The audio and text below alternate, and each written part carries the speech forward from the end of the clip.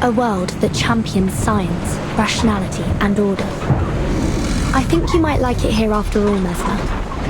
Think of it as a paid vacation. I won't deny the appeal. But since I'm here with you two, I'd call this a business trip. At best.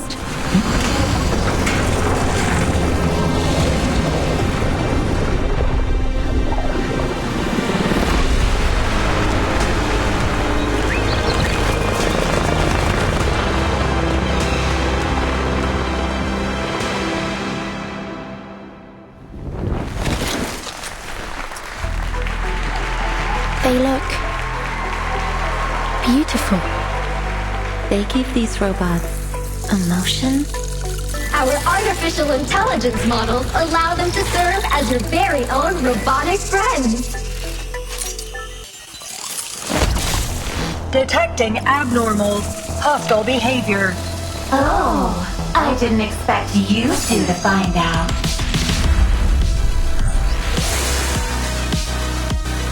I can't feel my legs. Somebody, help me. Crispy critters. We're running out of tapes! Please hurry, Vertin. Hold tight, Comrade Doctor. This melody sounds familiar. Do you like it, Granny Xena? You have great taste, kid. It's time to go. Let's roll, kids.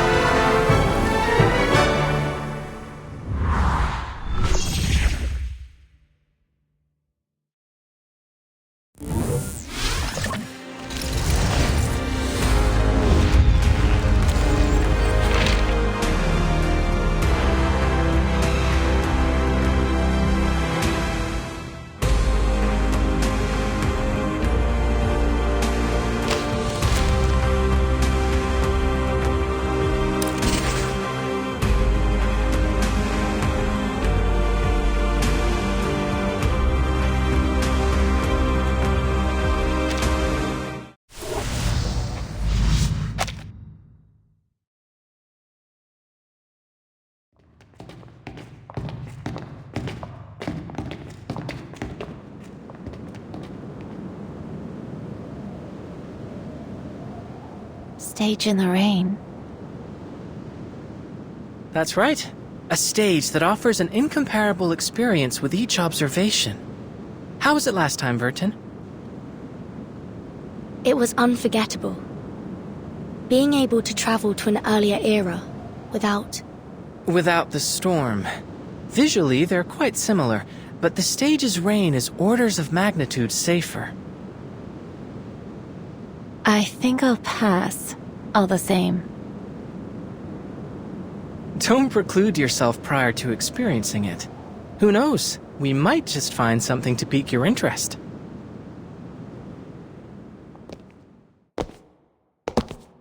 We're here.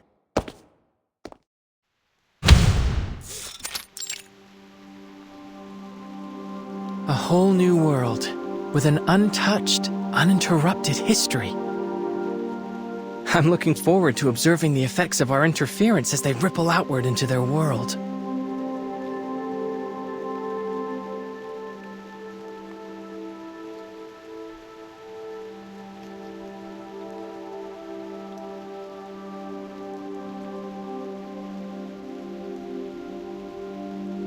So, this is the Huygens Fresnel interferometer. Correct. It allows us to observe an entirely different world using only our minds. The stage in the rain.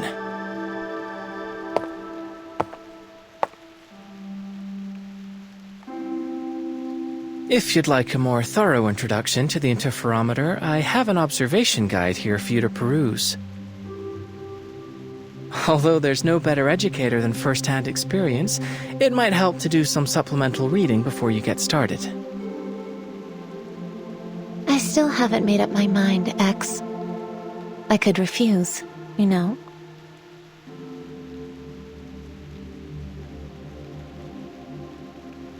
Does this belong to Laplace?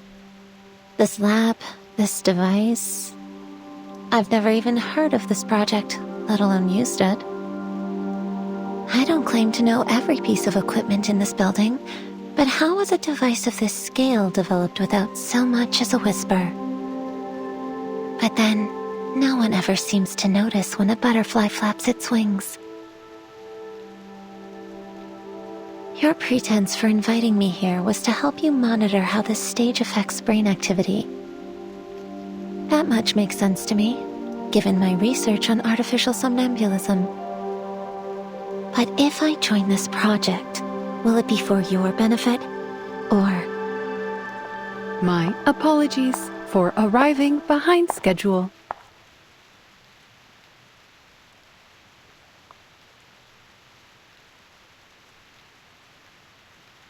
Madame Lucy! Oh, this is an unexpected variable.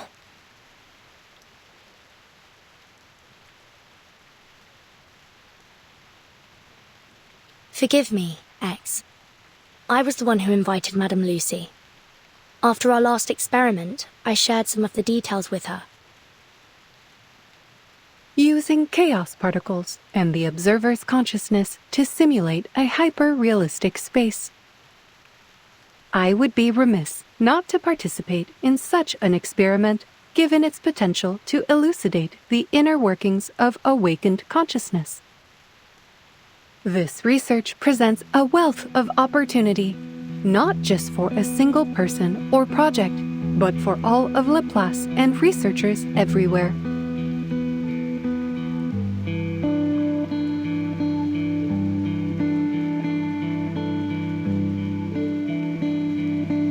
Superlatively said, Madame Lucy.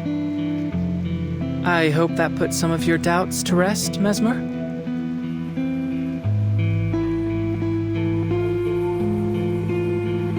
Now, let's move on to the details of our experiment. The interferometer has undergone some improvements based on the data we gathered last time. We can utilize chaos particle projections to display some probable locations from the environment we'll encounter while immersed in the stage.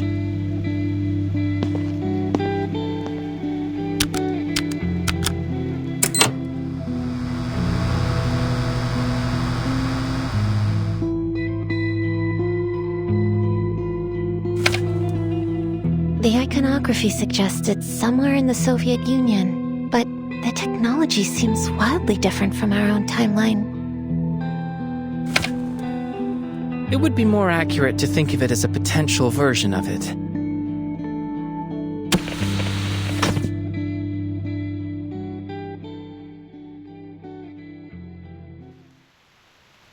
This is the stage in the rain we'll be exploring this time. From the preliminary readings, it appears that it is indeed the Soviet Union, in a timeline that has undergone greatly accelerated advancements in technology. A world that champions rationality and order, and one without arcanists. Sounds interesting, don't you think, Mesmer? Besides, Vertin and Madame Lucy will be there with you.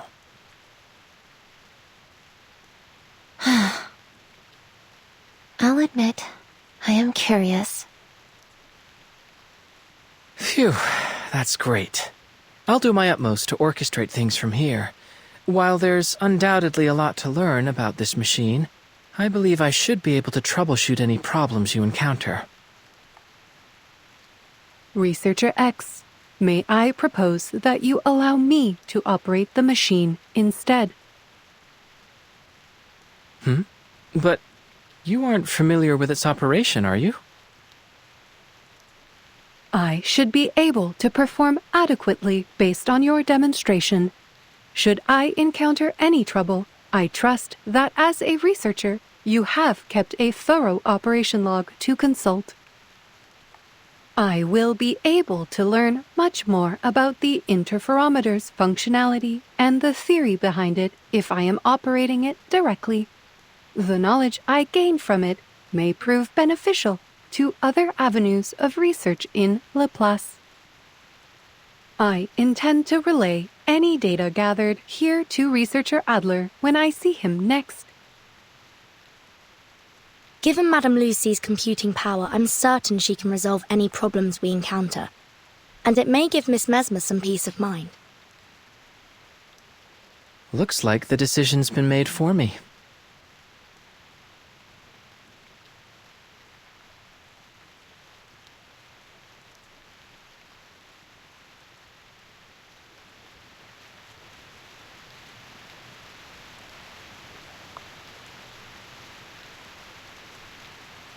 An untouched, uninterrupted history.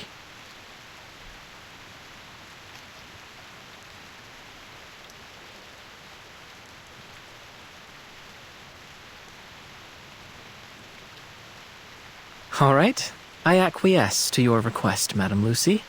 Take the reins.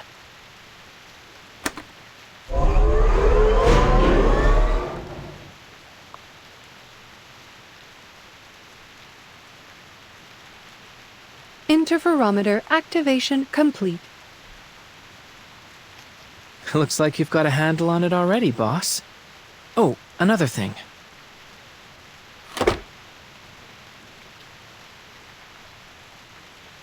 This will allow us to communicate while inside of the stage in the rain. A little improvement based on feedback from last time. If we encounter any problems during the experiment, we can use it to contact you.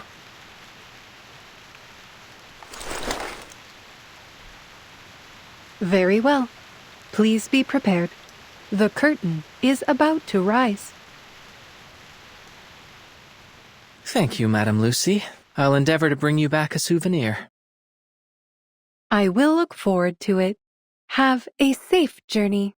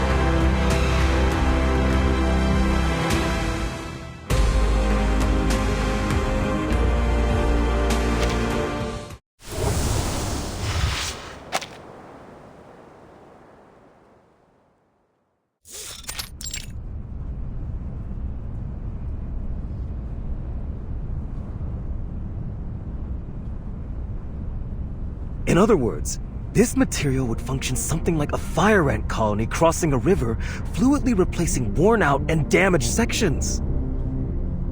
Each component hardwired to preserve its collective superstructure, resistant even to the erosion of time itself.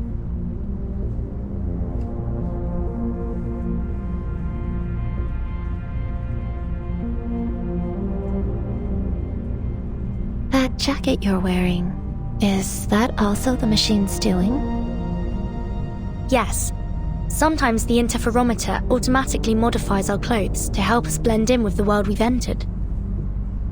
Though it looks like the machine decided that you and X already passed for normal here.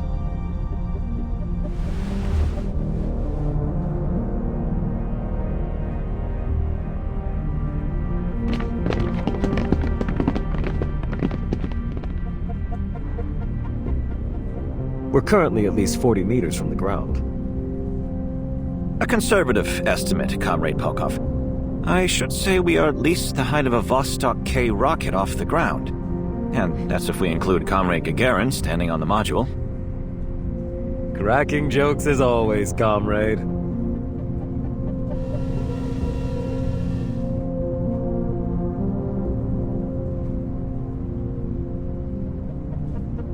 I have to say, it's an unusual circumstance when being dressed as a Laplace researcher renders someone more inconspicuous.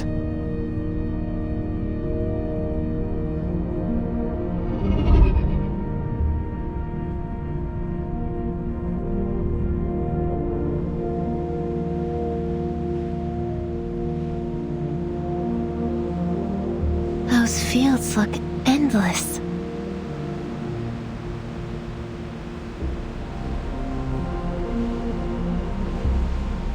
It seems so peaceful.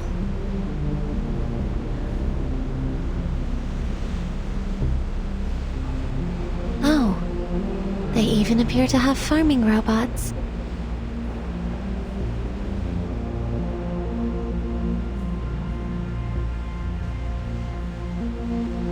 I think there are some scientists down there as well. Could be some kind of agricultural experiment. Pardon my interruption, comrades, but this is only a regular field.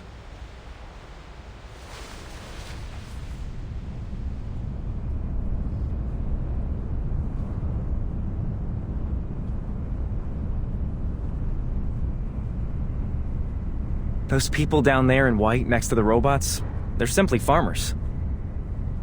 Well, I say farmers, but in truth, they are scientists too. Another marvel of Soviet ingenuity. Our innovations in agricultural robotics have eliminated the more laborious and time-consuming aspects of farm work. Now these farmers can use their time researching new scientific advancements, which feeds back into further developments in food production. And it's not just agriculture. Every industry has seen the benefits of Soviet innovation. That is why they say our way of life here is the best in all the world. Thank you for the information.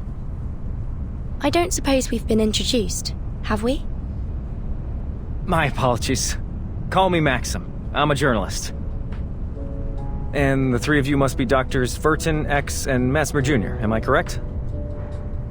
Very much so. How do you know about us? The news of a young yet highly accomplished trio of scientists attending this year's International Polymer Summit has caught everyone's attention. It doesn't take a genius to see you three are the only ones on this train that fit the description. Saying all that, I'd be grateful if you would allow me an interview.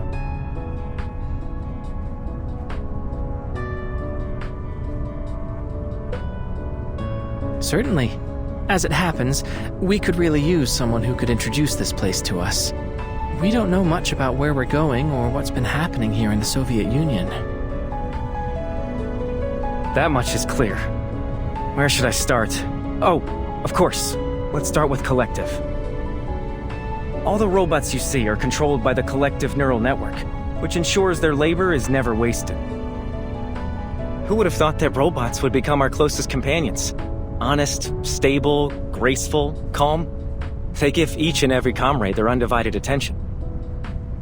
With these robots as our foundation, Soviet society began to progress at a relentless pace, maximizing production, removing oppression, increasing everyone's leisure time. A true utopia. Everyone's so happy. Too happy. It seems almost as if we've forgotten the utter misery we went through not so long ago. You mean? The plague, yes. So many of us today choose to focus on our happiness and the bright future ahead. It's as though we've already forgotten about them. The ones who delivered us from those dark times. Those who experienced true misery yet strove to lift us into this new age. They aren't here to enjoy any of this.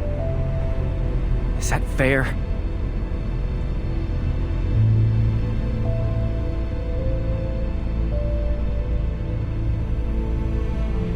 Forgive me. I'm dwelling on old wounds. You're at the age where you should be enjoying yourselves, not revisiting the tragedies of the past.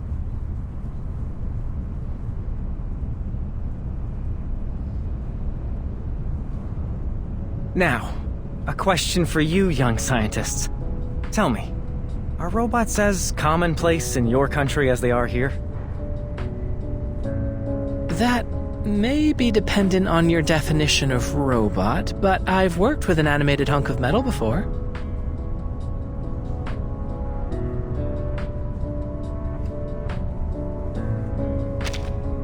Is that so? Fascinating. And here I thought I'd been keeping up to date with the latest in foreign developments. Science develops by leaps and bounds every day, it seems. Oh well, I suppose it's a sign of progress. One of the robots I mentioned was once in charge of running our entire organization. She was obsessive about maintaining a full charge. We ended up placing charging stations for her all around our facilities.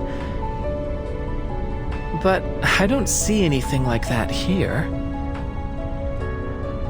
Does that mean you don't have access to Dr. Sechenov's polymer in your country? It was revolutionary here. People say it saved our entire way of life. Polymer? Simply put, it's a programmable liquid material. It's the primary topic of the summit. I'm certain you'll come to fully understand everything about it once you arrive. And, of course, you'll get to see another of Dr. Sechenov's prized inventions, the twins. I get the feeling you don't share their enthusiasm. Oh, I did not mean to imply anything negative. I should learn to watch my tongue. I fear my lack of expertise may end up confusing you. We will soon arrive at the summit. I advise you to take the opportunity to experience our country's scientific achievements for yourselves. But, to answer your question, Dr. Sechenov's team developed a kind of functional hydrogen cell. Stable fusion reactors in a polymer casing. That is what allows the robots to function without constant recharging. That sounds like the perfect gift for someone we know.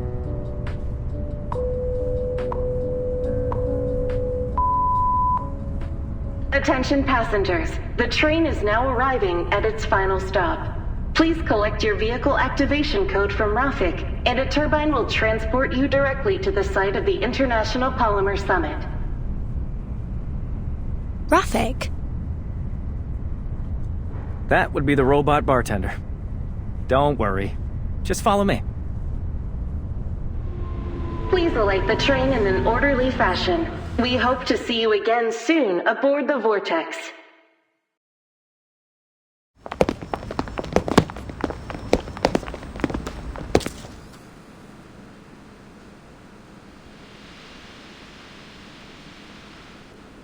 Is that scientist's trunk?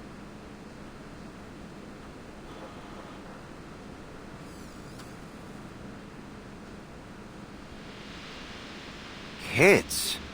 Why are these kids here? How old are you? No one told me we could bring our families to the summit. Or did we get on the wrong train and now we're headed to a young pioneers camp? Comrade, I think these young people are scientists like us. Scientists? Them? At least we had the good sense not to drink ourselves silly before an important conference. Young people these days, always in a rush. You should be at home enjoying the summer, playing on the swings. You're being impolite. Our companions are waiting outside. Come with me.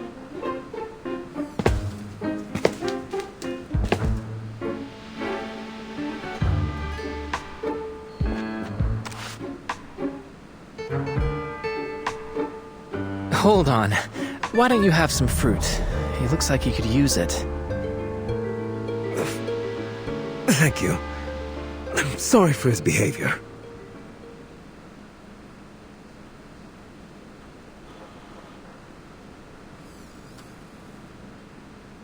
Alcohol can have medicinal benefits, in proper dosages.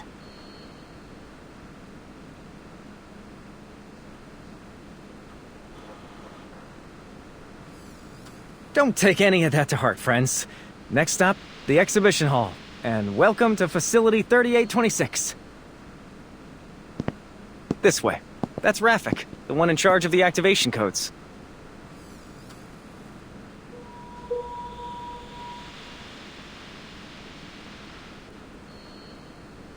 Requisition approved. Here's your vehicle activation code. Have a safe trip.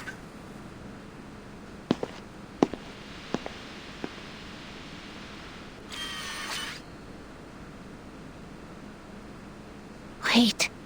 Our our identities. Nothing to perspire over. We won't need any scanning, Rafik. I've already got a key.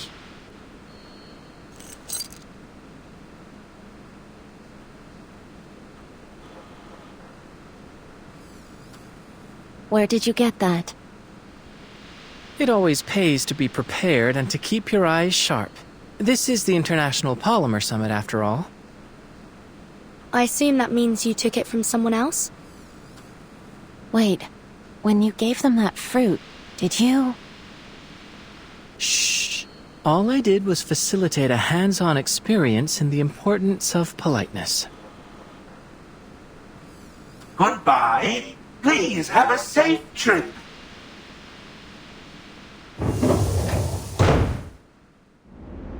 Please secure your seatbelt. We wish you a very pleasant journey.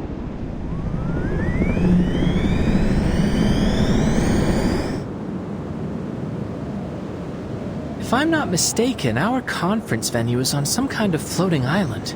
Fascinating. Come on, why don't we check out some of the local music? Thank you for tuning in to the Polymer Exhibition Hall audio guide. You are currently departing. This place really is like what the prediction indicated. A world that champions science, rationality, and order. Wouldn't you agree, Mesmer? I think you might like it here after all. Think of it as a paid vacation. I won't deny the appeal, but since I'm here with you two, I'd call this a business trip at best. I propose we look at it as an academic exchange, the kind with complimentary refreshments, featuring the illustrious Dr. Vertin, Dr. Mesmer Jr., and Dr. X. I think I'm the only one that feels out of place here. Doctors? Well, here's to a pleasant trip.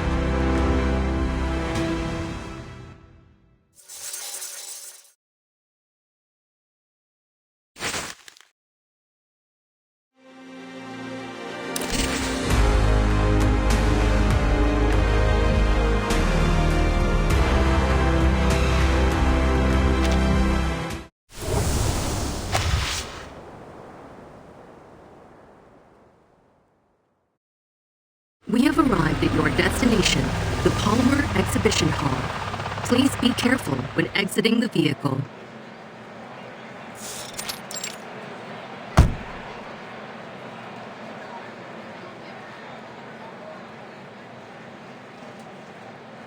Wow, it's so crowded.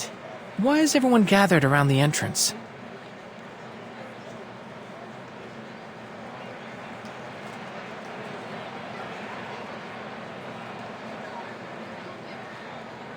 Everyone, please wait patiently and enter the venue in an orderly fashion. Dr. Sechenov is about to arrive.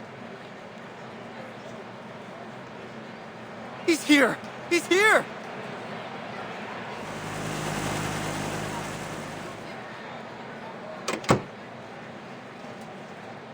Welcome, comrade. It's him! That's Dr. Sechenov!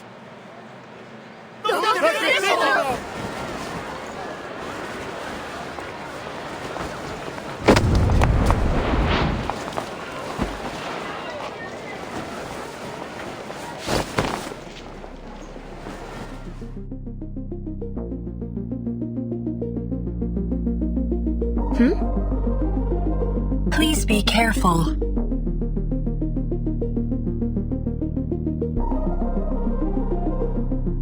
Thank you. It is good that you were unharmed, comrade.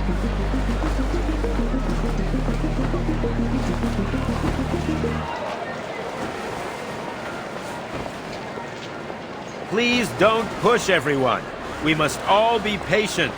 I ask that you be mindful of the safety of your comrades in the front row.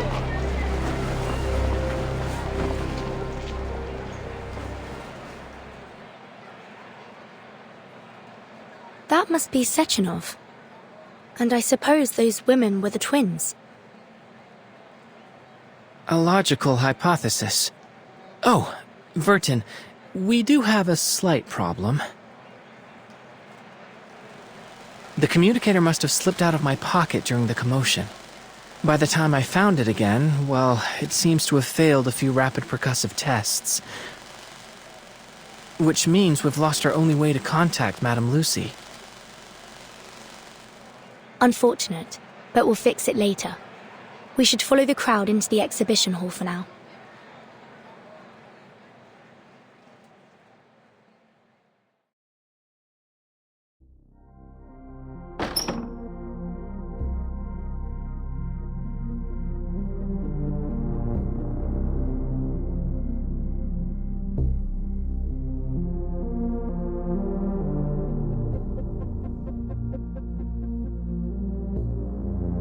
The invention of polymer and its uses, the properties of polymer, the establishment of collective.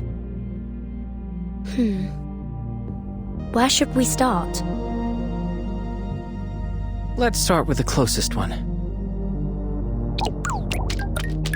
Hello, dear comrades. Welcome to the Polymer Exhibition Hall. I will be your guide. You may call me Terushkova. Please allow me to introduce you to the remarkable history of polymer. In 1936, in seeking a form of liquid data carrier, the brilliant Soviet scientist Dr. Sechenov, influenced by the qualities of heavy water and silicon, created a substance that became what we now know as polymer. Utilizing polymer's unique electrochemical properties, comrades Sechenov and Filamenenko invented the first Soviet polymer hydrogen cell in 1939, paving the way for tremendous advancements in the field of robotics. That's what Maxim was telling us about, wasn't it? I'm sure Madame Lucy would love to get her hands on one.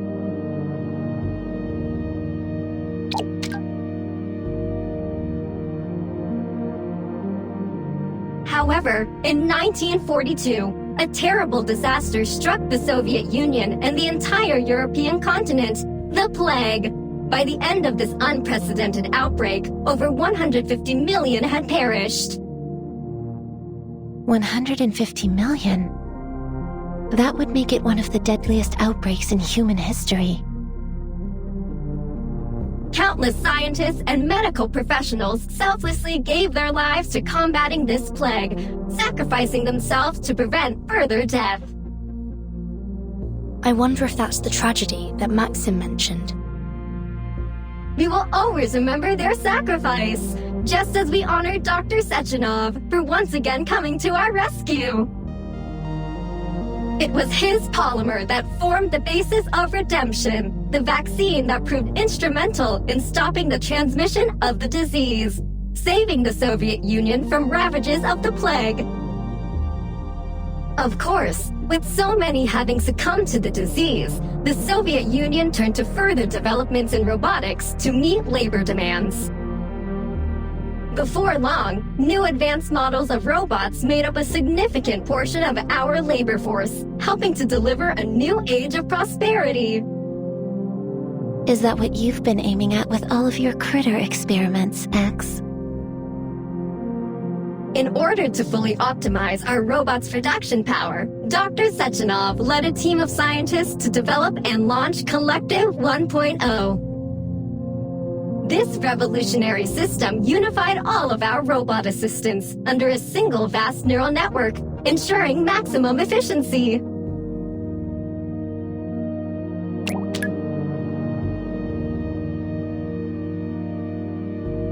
Then, in 1950, Dr. Sechenov astounded the world with yet another development, a means of incorporating polymer into the human body, a process called polymer assimilative adaptation. It is with this assimilative power that we can now implant interface devices directly into the human body, allowing people to connect to Collective 1.0 and control robots using their minds. This technology holds the potential to establish a shared database of human minds, granting humanity unprecedented access to knowledge. And we are proud to announce that this potential will soon be realized with the coming launch of Collective 2.0. Tapping into an entire neural network in an instant. It's a daring vision. I would be cautious. There's no telling what that kind of process could do to the human brain.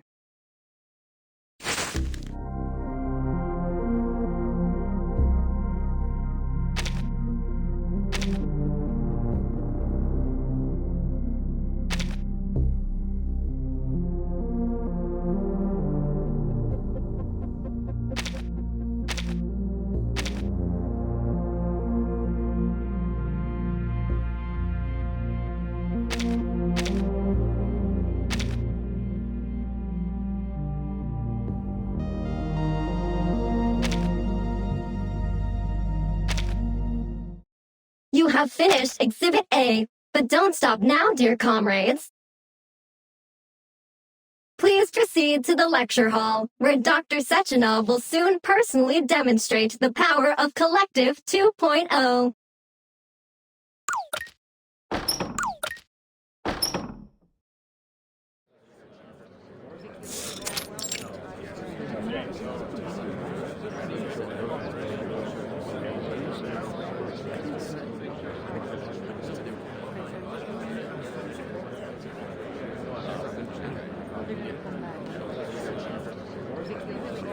Huh?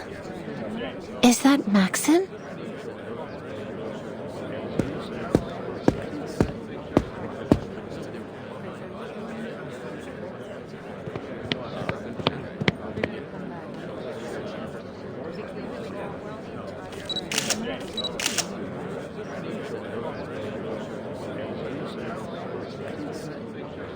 I must thank you for coming, Comrade Molotov. Today is an important day for the Soviet Union. I wouldn't miss it, Comrade Sechenov.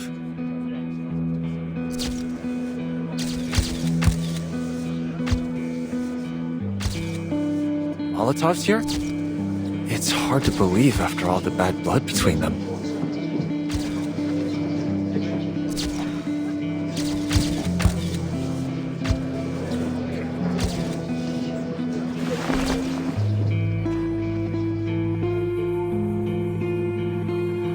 Thank you.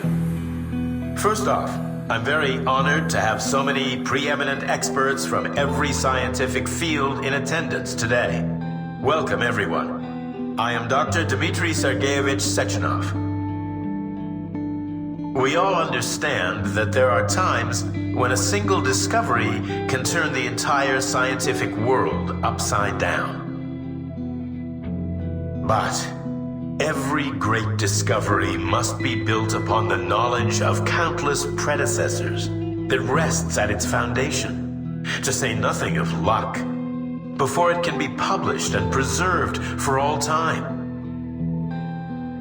My achievements have never been solely my own. Only by standing on the shoulders of our forefathers have I gotten the chance to gaze upon the limitless horizons of science. Standing here now, I must thank them from the bottom of my heart. Thank you. Thank you.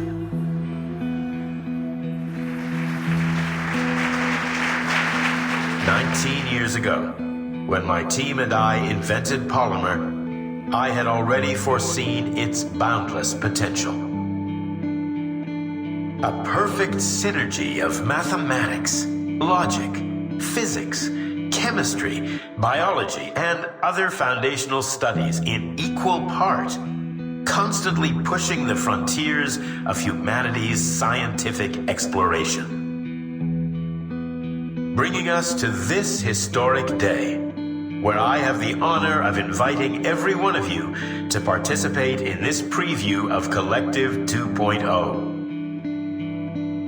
Comrades, please follow me into the bright, limitless future.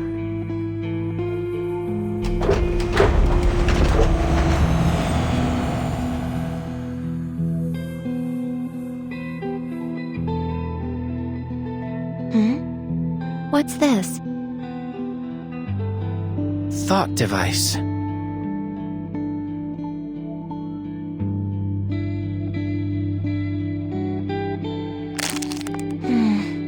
A metallic outer shell with a silicon motherboard connected to swirling black tendril-like receptors.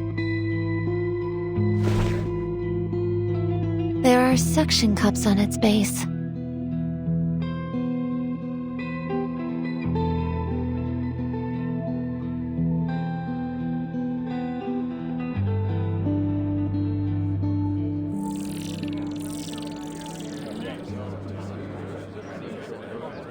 They've all put it on without any hesitation.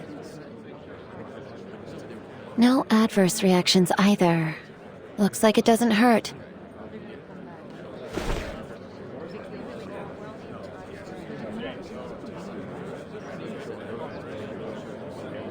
Hypothesis confirmed. Mounting the device does nothing to activate it alone.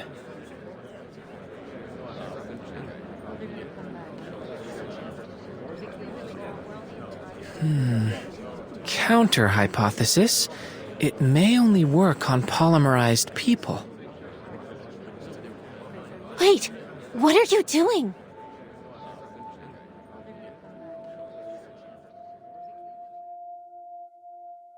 It makes sense. If the plague was ended by mass polymerization, most of the attendees here would already have polymer in their system. But we don't. You injected yourself with that redemption vaccine? Where did you even get that? The exhibition hall's got samples of everything, and I've always had a knack for collecting odds and ends. But why would you inject yourself? During our last experiment, I kept thinking that we were missing something, but now I finally figured it out. We don't belong in this world. Even if we change our appearances, at our core, we're still outsiders. But perhaps by injecting myself, I can truly become an influencing factor in this world. What sort of chain reaction will this set off? I'm excited to find out.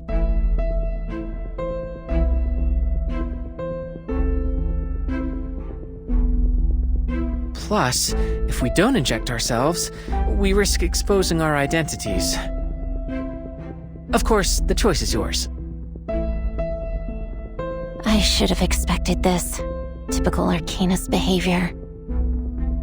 Why don't I just hold on to these potentially dangerous substances for now? Please try to exercise a little more caution in the future, Dr. X.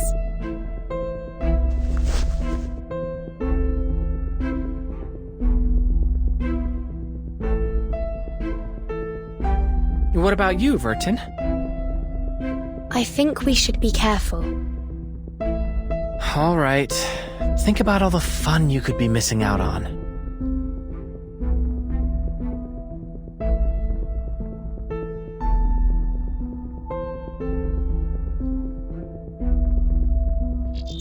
Oh, fascinating. It's like a whole new perspective. This demands thorough exploration. Comrades, I encourage you all to try these thought devices and experience a preview of Collective 2.0's features. Dr. Sechenov, please allow me a question. Collective 1.0 has already saved our citizens from a disaster. But now you're aggressively pushing, pardon my wording, for the launch of Collective 2.0. Do you intend to have the entire population wired to these thought devices? How can you ensure the devices are safe? Are you not concerned about the potential dangers? What if this new collective fails in some way and threatens all our hard-won happiness? I only mean to say that so many people gave their lives to help us get this far. I wouldn't want to see their sacrifices rendered meaningless.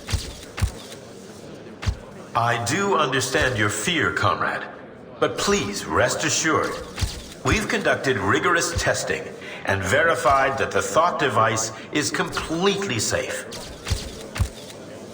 With that reassurance, I ask that once you've implanted your thought device, you please continue to the next gallery, where you'll be able to experience the wonders of mind-machine interface in a live demonstration. I thank you all again for your participation, and I look forward to exploring this new horizon with you all.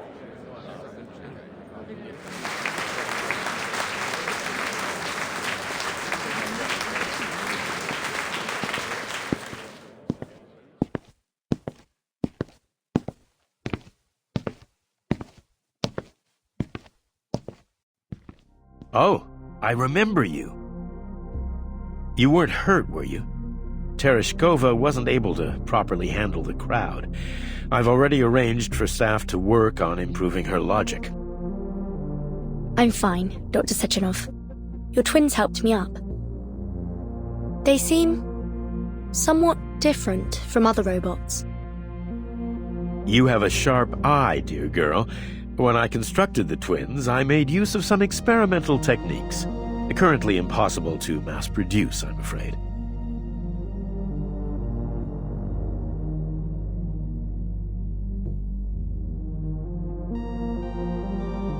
The epitome of both science and art, a perfect fusion of power and beauty. I think of them as my greatest creation. They do have a rather reassuring presence.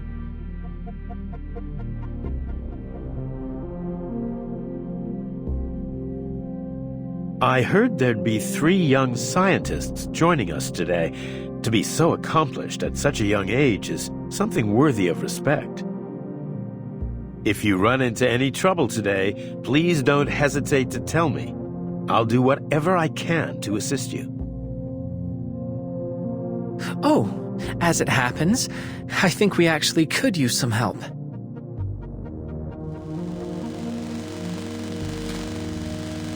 Do you have any idea where we could get this device fixed?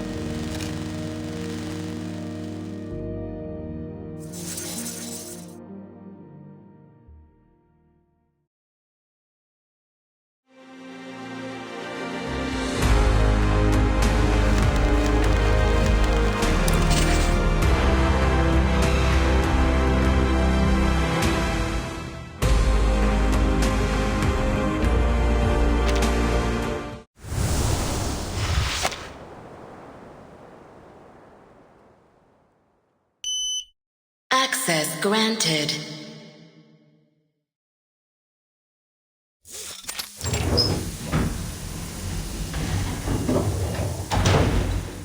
Welcome, comrades. This is the assembly room Dr. Sechenov recommended.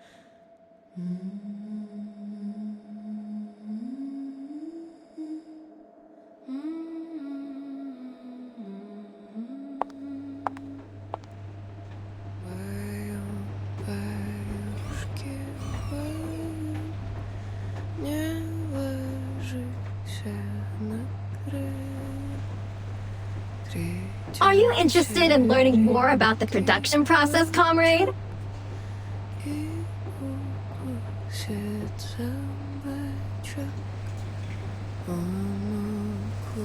What you see here is the production line for the VOV-A6 lab tech, often dubbed VOVA.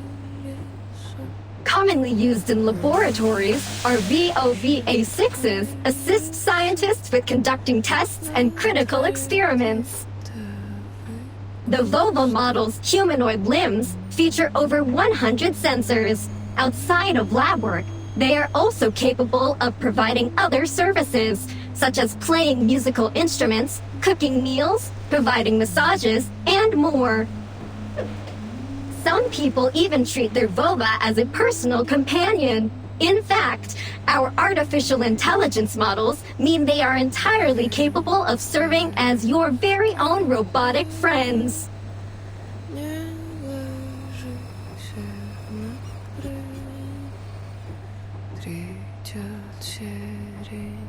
Hold on.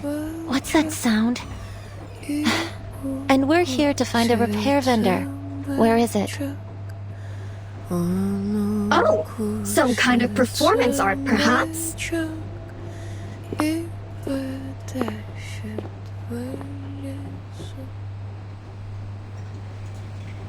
Why was she moved over here?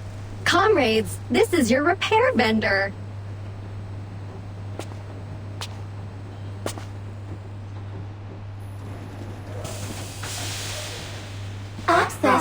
Granted. Oh? This machine is a multifunctional repair device, suitable for indoor use by our staff.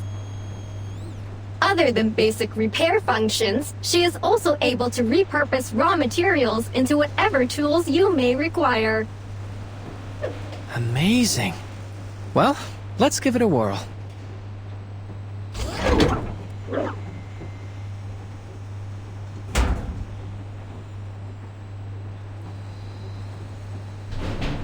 Unidentified object detected. Initializing analysis.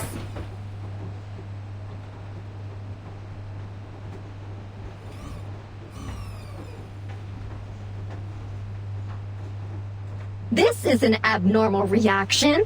How strange. My database has no record of any comparable circumstance. You know, I really shouldn't be accepting unknown inputs from strangers.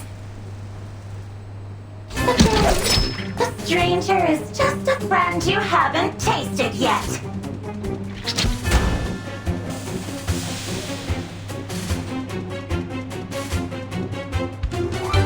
X! Watch out!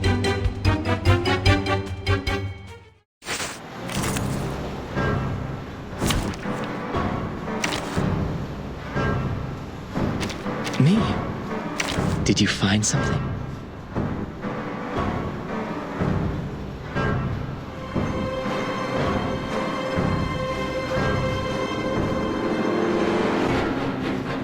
Battery checked.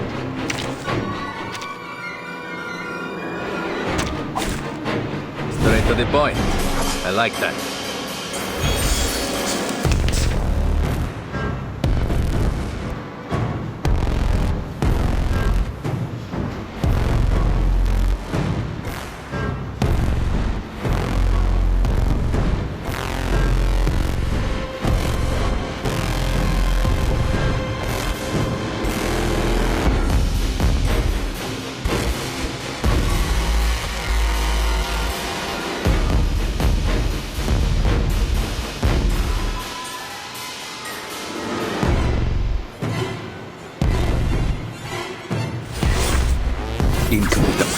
Huh, wow.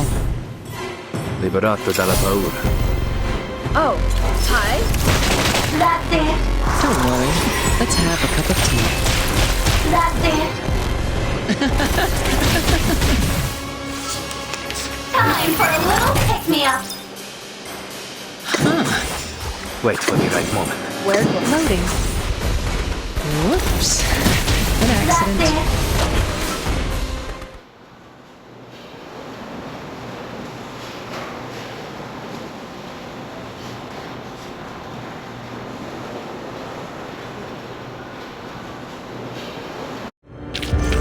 And now to return to my long-term mission. Detecting abnormal combative behavior from Nora. Requesting control. Rebooting Nora systems.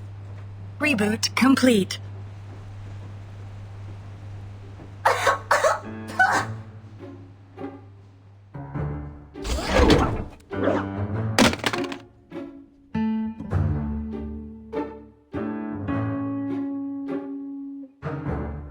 What was that?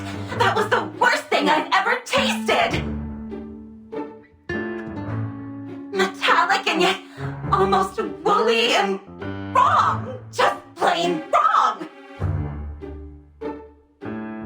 Come on, give me something to really savor.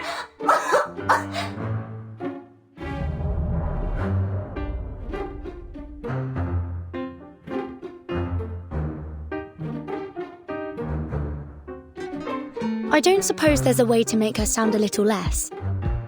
Well, just a little less that. The repair vendor's speech algorithms are not within our direct control. Perhaps we can manage on our own. I've seen an arcane skill that can modify a person's speech based on the caster's wishes. But I'm not familiar with how to cast it. Try contacting Madame Lucy. She may know the incantation. Good idea. It'll also give us the chance to check the repair vendor's handiwork.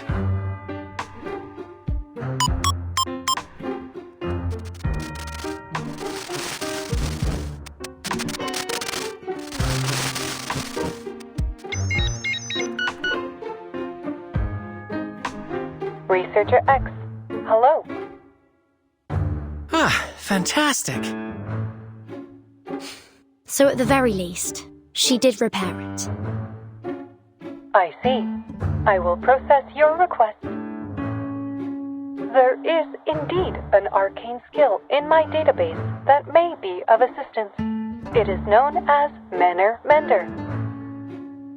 I have sent the specifics of the incantation to your communicator. Thank you very much, Madam Lucy. You are most welcome.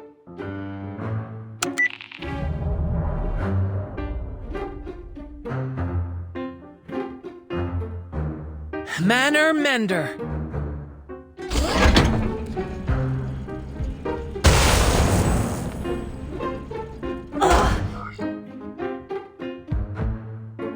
Fiddlesticks! What did you do to me? My mind! It's time for class, kids! What's happening? Think of it as installing a language patch. How rude! You're not welcome here anymore! This repair vendor is closed!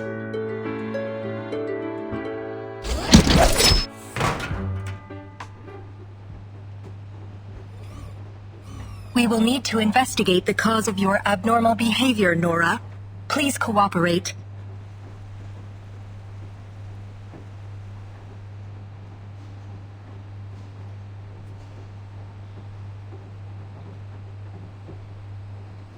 Prepare to initiate forceful investigation procedures. Wait.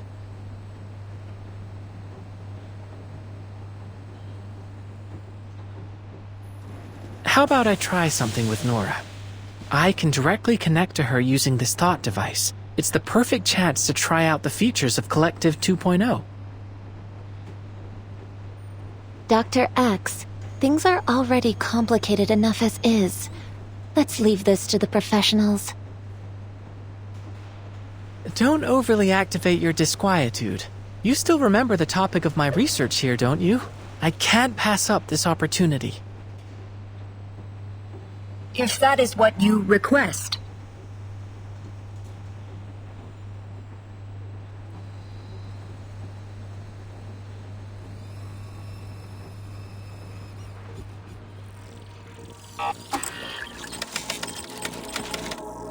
Wow. Looking through Nora's primary functions, there's been some scintillating things uploaded to her database.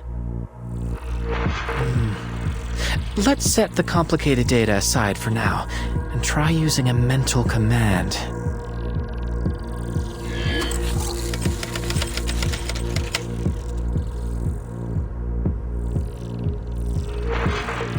Everything looks normal so far. It seems like the restart successfully cleared the errors in her code. No, hold on. There's an abnormal entry in the access log. What are you doing, you cad? This is no way to treat a lady! Ah!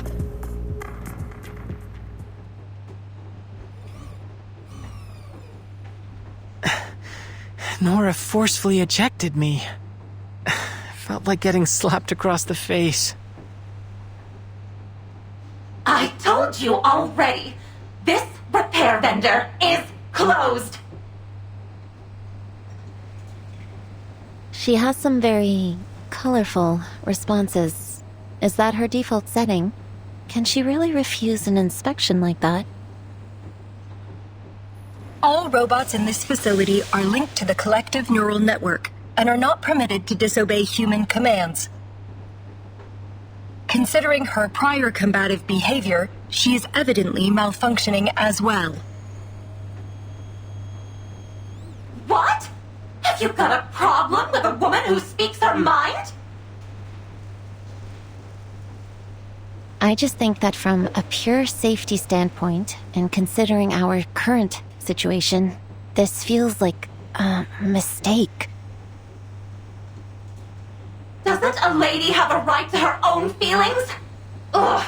What about you two? You must have some thoughts on this.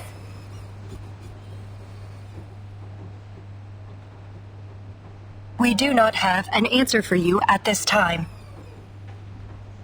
How disappointing! I bet you've never even bothered to feel an emotion.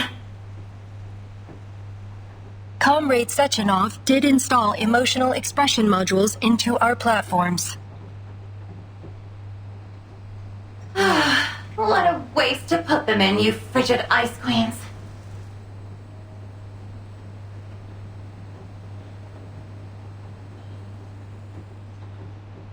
Regardless, please report the details of this abnormal request in your access log, Nora.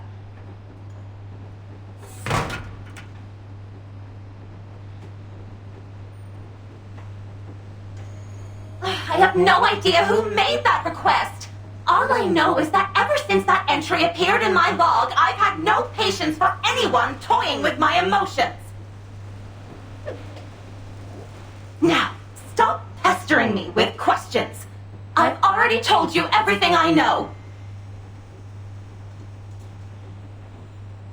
Situation documentation successful. Comrade Doctors, we deeply apologize for your exposure to this incident. Dr. Sechenov has expressed his concerns about your safety. Please follow us. We will escort you to him. What's next on the schedule? Will we get to interact with even more robots? Comrade Sechenov will arrange an itinerary for you.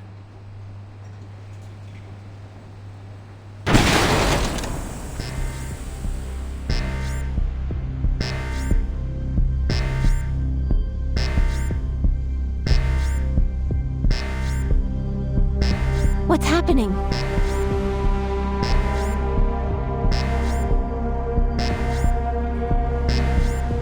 Warning. Control over the exhibition hall has been lost. The All-Soviet Exhibition Center has activated its emergency drill procedures.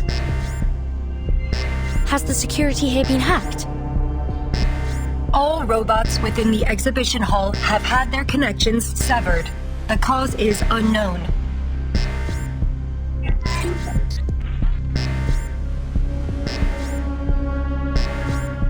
Understood, Doctor. We will proceed to the exhibition hall, continue broadcasting our coordinates, and await the arrival of reinforcements. Please wait here, comrades. A turbine will arrive in 1 minute and 43 seconds to transport you to Chelome. We must return to the exhibition hall.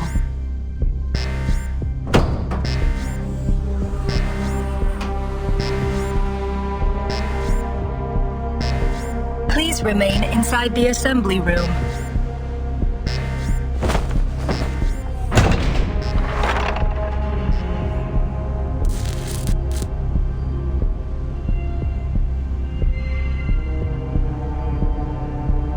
What do you think, Vertin? If something is happening in the exhibition hall, I don't think we can afford to wait around here until trouble inevitably finds us. We should head out and assess the situation. I concur entirely. What do you think, Mesmer?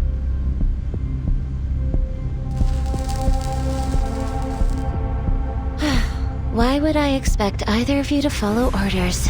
I've done your psyche vals.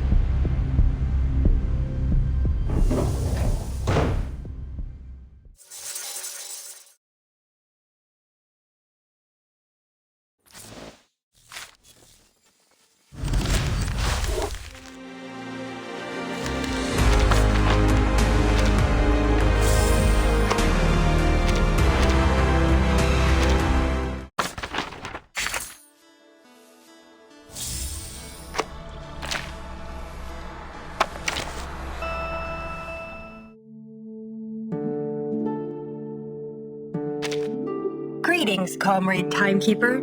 We have observed that your visits follow no consistent pattern, either in timing or frequency.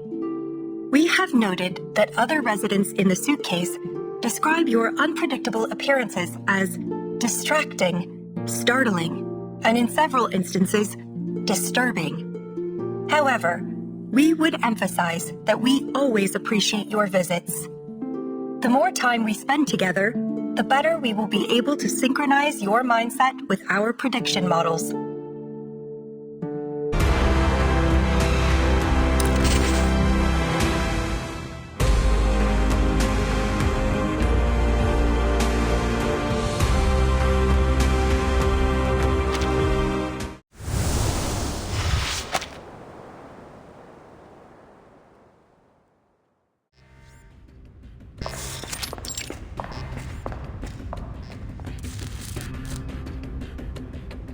Hello, dear comrades.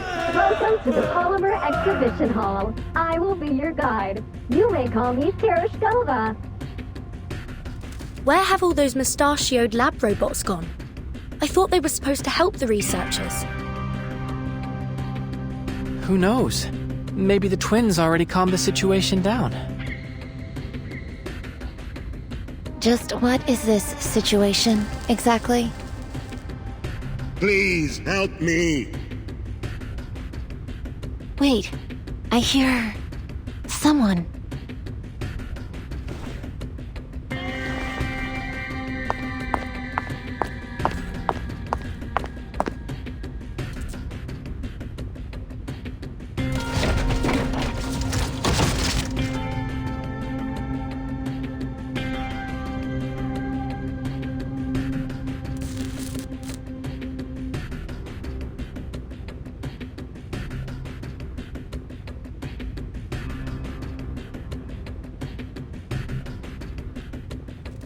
Please help me.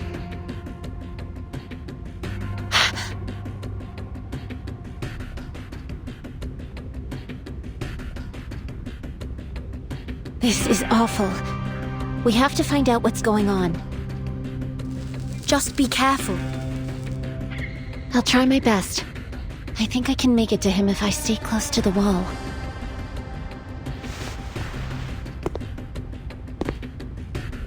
Please help me. You'll be all right. Stay calm.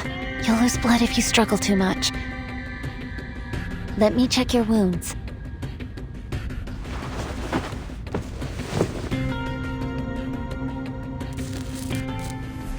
What's wrong? Impossible. This violates every law of nature. He's already... Watch out, robots.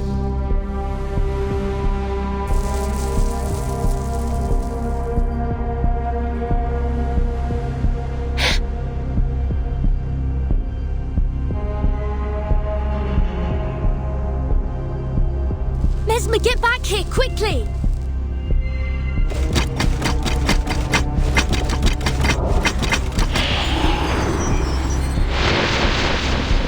What?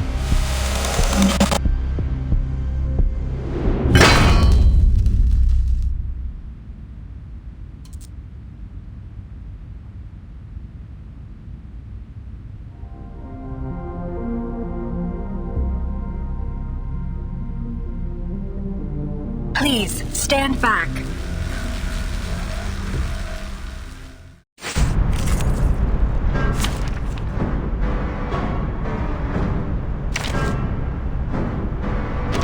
Me? Did you find something? Battery checked. Program activated.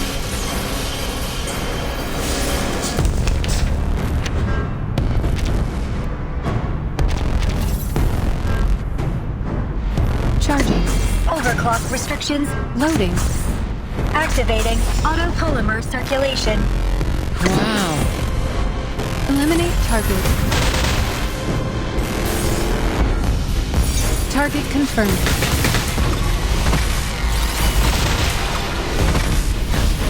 Polymer release function engaged.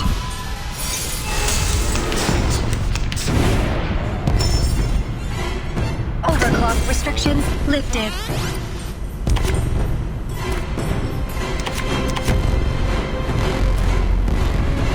Wear gloves. Activating. Charging. Get out of here. Don't worry. Let's have a cup of tea. I would like to express my deepest regret. Thank you, Left. You are advised to wait in the safety of the assembly room. We aren't really the sort of people to wait around in an emergency. But apologies can wait. There's more pressing issues to deal with. X, are you coming with me? We need to get to Mesmer Jr. and figure out what happened with that man she found.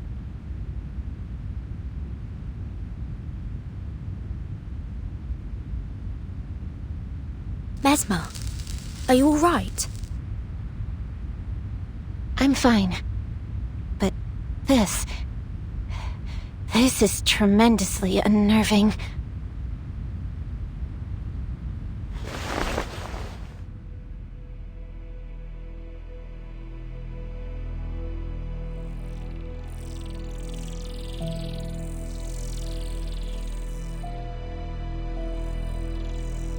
Help me, young lady. What's going on? I'm still alive. No, that's not possible. I'm sorry, but you're clearly dead. It's just that your device is still transmitting your voice. And that wasn't just some awful hallucination. That's really my body, and I'm a goner.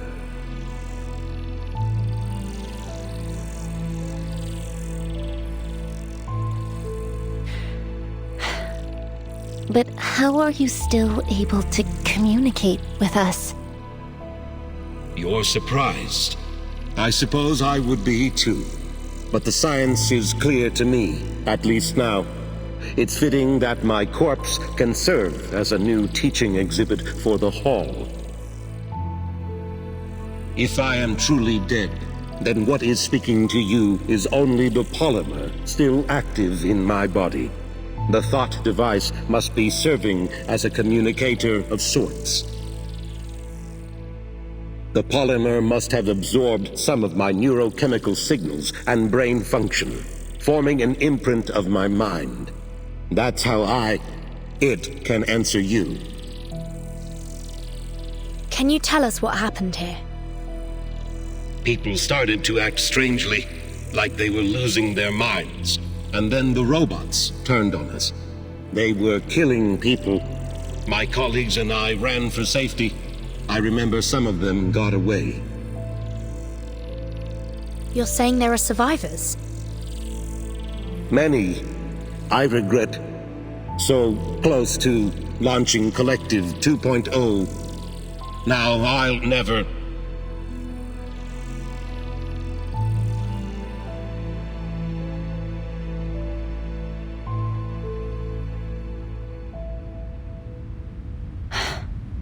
We didn't even ask for his name.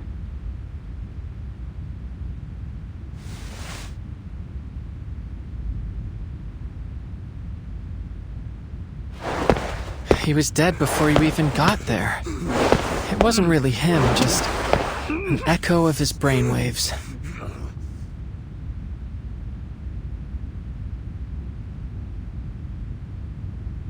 I don't understand.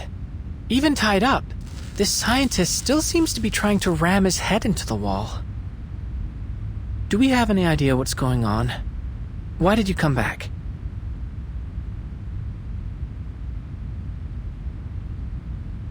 The situation in the exhibition hall remains out of control. However, I received a notification that the security door had been opened. I had to ascertain whether you were in danger.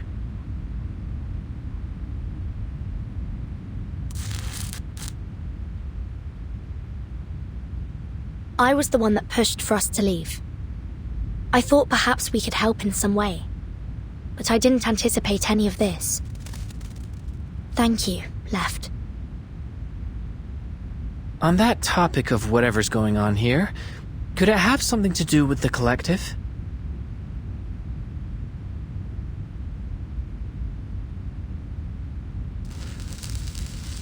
Wright is proceeding to the source of the incident. My mission now is to ensure the safety of all of our guests.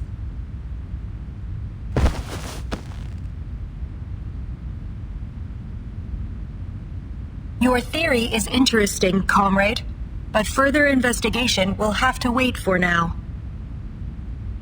Please follow me, comrades. I will escort you somewhere safe.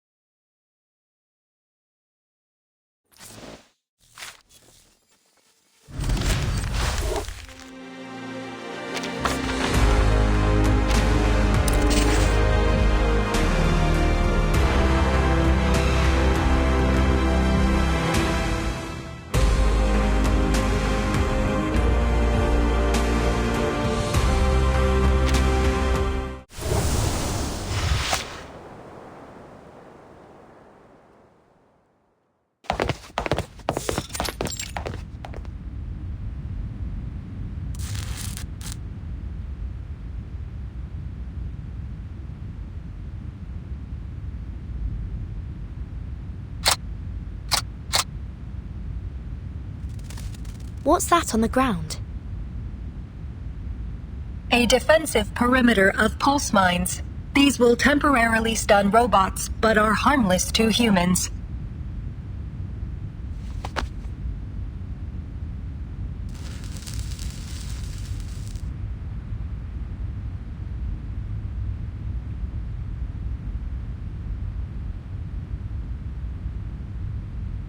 You shouldn't be here. We found a survivor.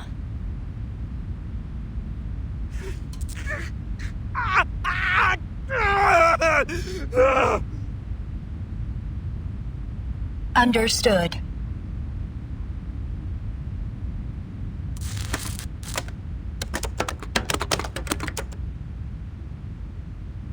Attempting to reassert admin privileges over exhibition hall controls.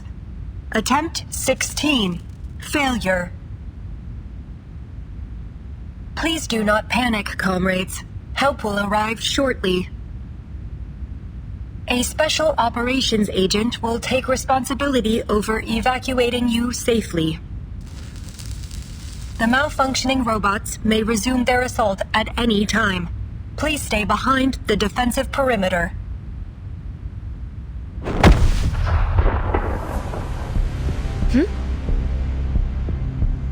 Is that another haywire robot?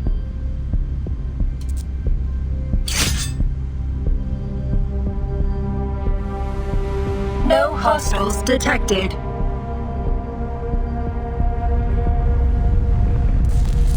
The sound's getting closer. Get ready to fight. Crispy critters.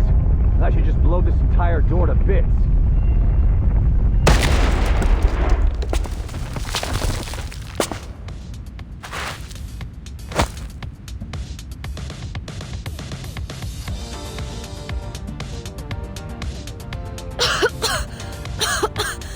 I heard...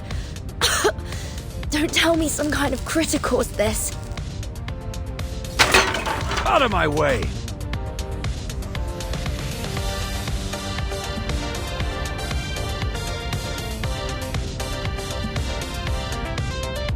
What good is a lock like that, Charles? Just to keep idiots out?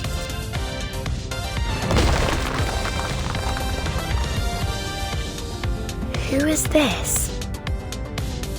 He doesn't appear to be a robot anyways, and I don't think he's gone mad like that scientist. Are you certain of that? It looks like he's arguing with his glove. Don't be so testy, Major. As long as I'm here, those locks won't be any trouble for you. They wouldn't be able to stop me, even without you. I don't deny that. But I could have contacted the twins and asked them to open the door instead. Why didn't you tell me that before I blew it up? I didn't want to interrupt your fun.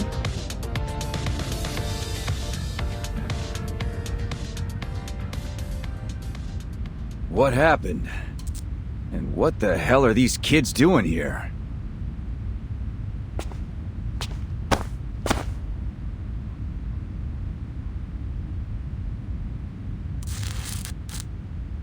Codename P3. And his trusty companion, Charles.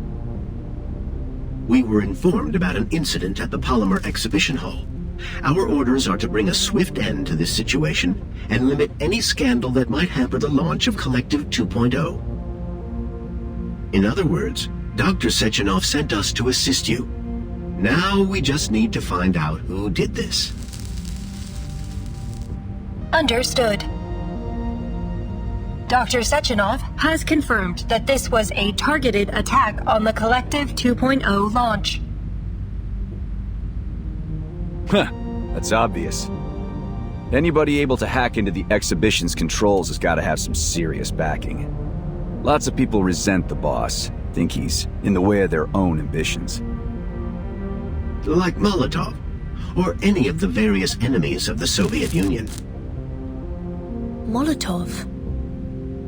That's the man who shook hands with Dr. Sechenov in the lecture hall. Hold on. You mean he actually showed up? Where's he now? Comrade Molotov left in a car shortly after Dr. Sechenov's speech concluded. He sure made a quick exit. All right. Thanks for the report, ladies. You can stand down. I'll take care of things from here. We have not received orders to conclude our mission. These survivors still require protection. I've got that covered too. Charles, give me the data on our survivors. Start with those kids.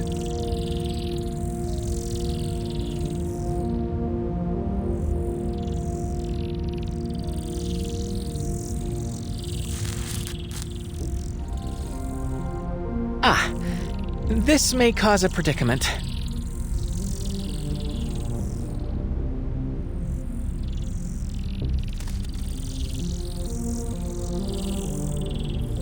Gentlemen, we are scientists from abroad who were invited to participate in the summit. Your database might not have information on us. I think it'd be better to introduce ourselves directly. My name is Vertin. This is Mesmer Jr., and that's X.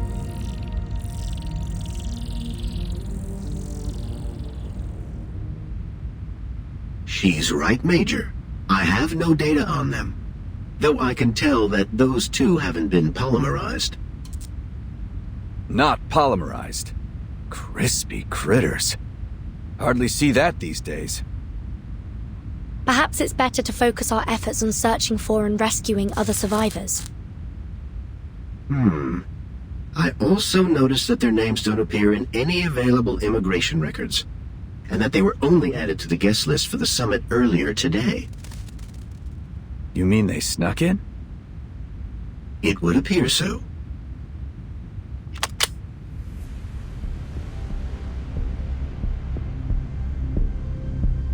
Major. So we've got potential spies at the site of a complete disaster. Teenage spies. What do they stoop to next? It's not like that, Major. Please, allow me to explain. Where should I send them, Charles? That's complicated. Perhaps the Juvenile Justice Committee, or a counterintelligence agency. Any ideas, X?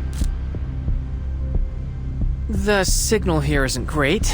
Maybe your glove should check again? That isn't funny. We should run. Concurred.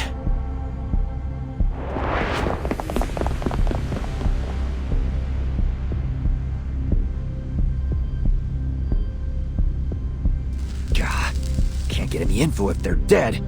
Hey, twins! Help me catch them. Alive. We'll each take one. Got it? Understood.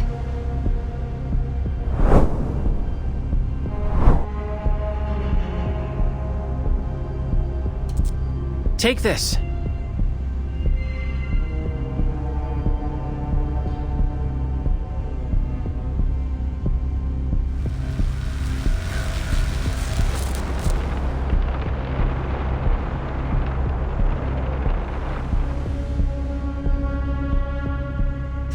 Made you look.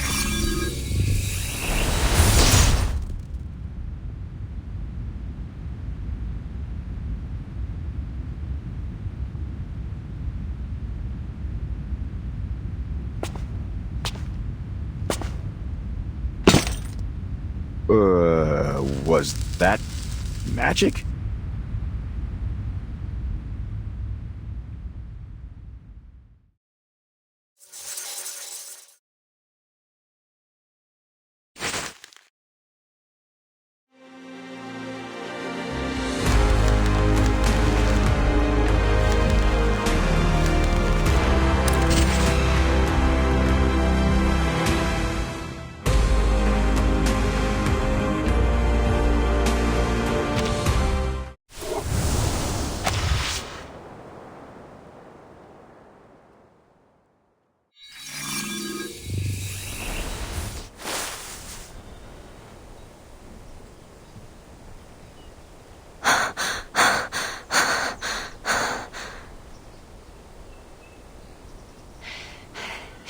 We should be safe out here.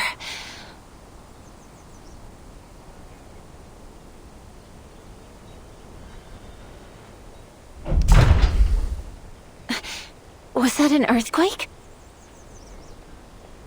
No. There's something big coming from the exhibition hall.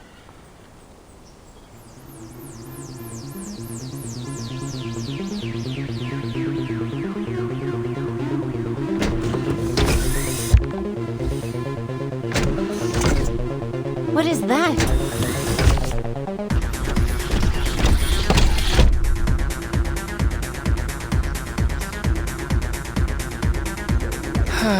Looks like things are about to get even more dangerous.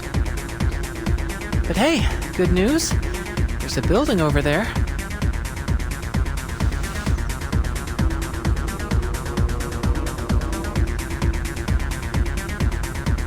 Let's take shelter there.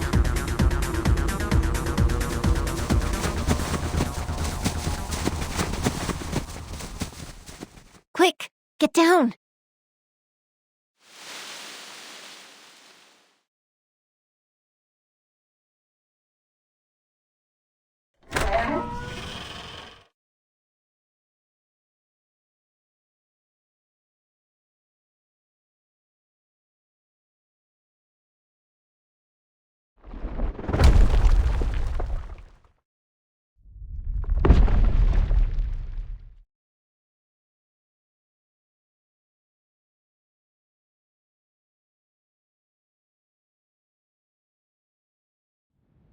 I think it's gone. For now.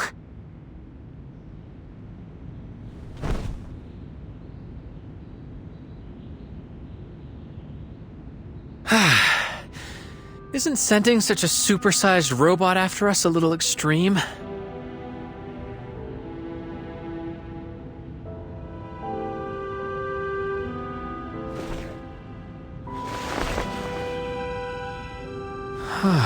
Neat interior.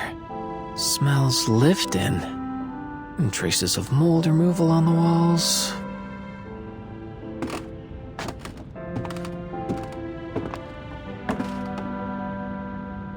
But where are the residents? This place feels strange. It's almost like...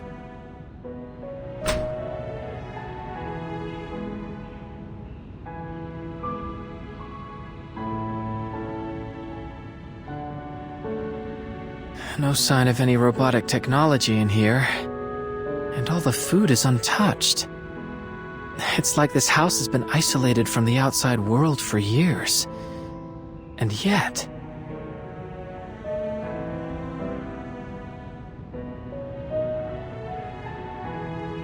a plow, 3 oil pastels, and an assortment of strange alarm clocks.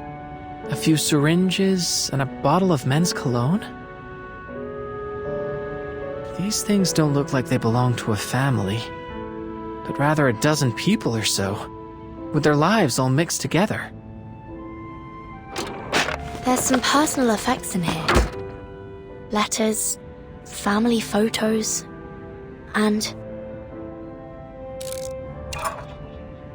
I've started recording. Come on, Mama.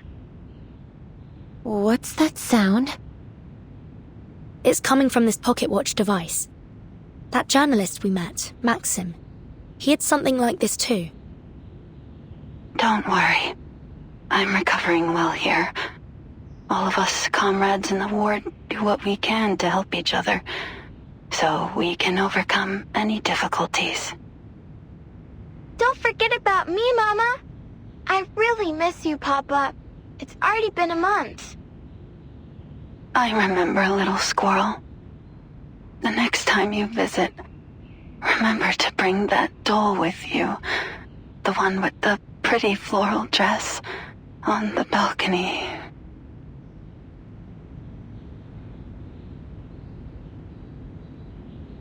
Were they the owners of this apartment? Where did they go? Not a clue. There's all sorts of things on the balcony, but the doll isn't here.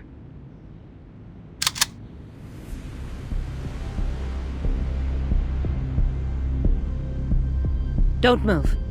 Put your hands up first, then turn around slowly.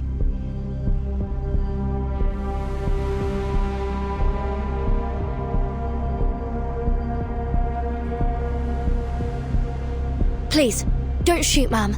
We just... Call me Tamra. Foreign kids. A rare sight.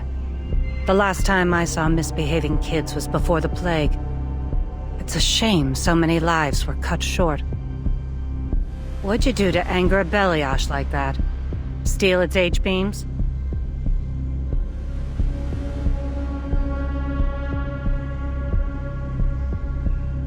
Oh, I see. You're those unknown variables Xena was talking about. All right, tell me what happened. Don't they tell you to obey your elders where you're from?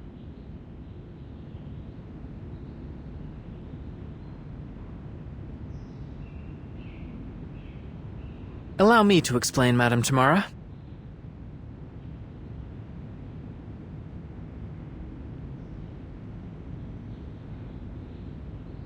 And that's what happened, ma'am. I swear, everything we've said is the truth. I see. Just another group of foolish kids caught up in a conflict they shouldn't have been a part of. If I take you at your word, that is.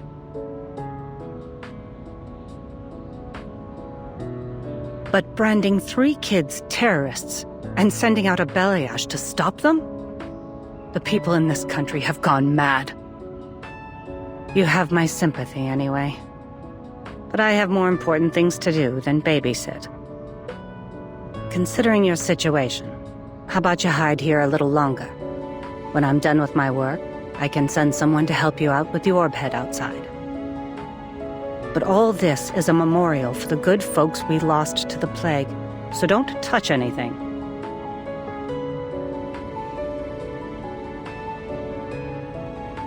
Or you can always leave. God knows I won't stop you.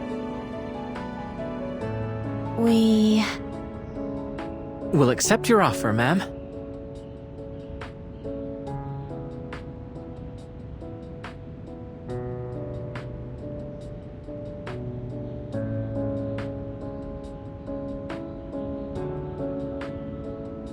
Not like we can confront the Beliash with just the 3 of us.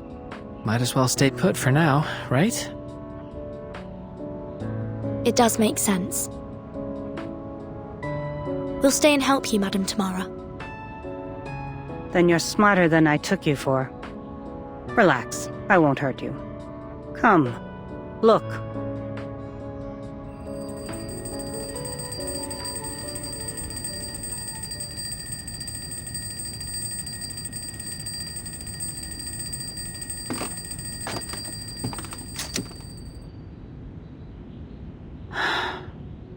I think of this place as a memorial, although it doesn't commemorate any heroes, just everyday people.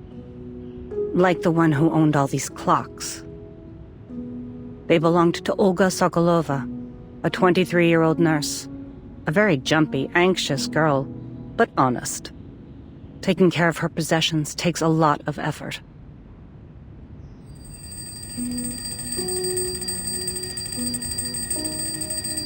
Patient number 28 needs their medication.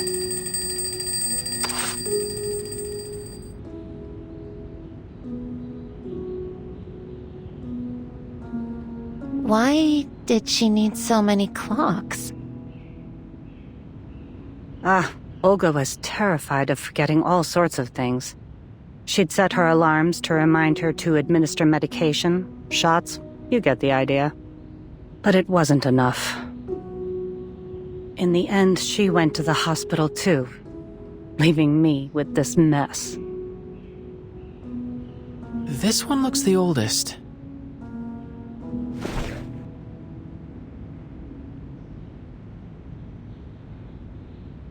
You're right, that was the first. It'll ring in just a moment. It's why I came here today.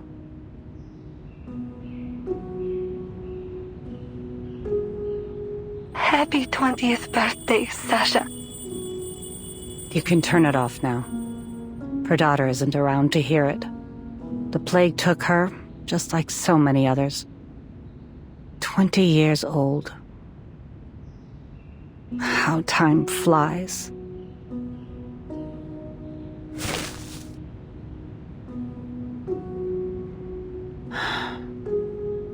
Kids, come give me a hand.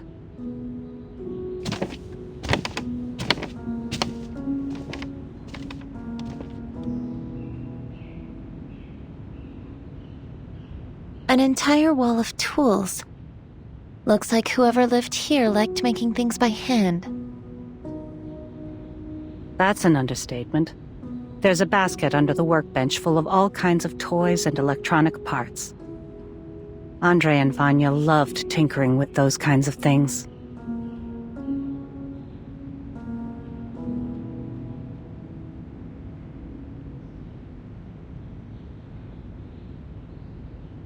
All right, kids. The sooner we finish cleaning, the sooner we can deal with that hunk of metal outside. Maybe I'll bring a few robots over, to show my old friends how much our country has developed.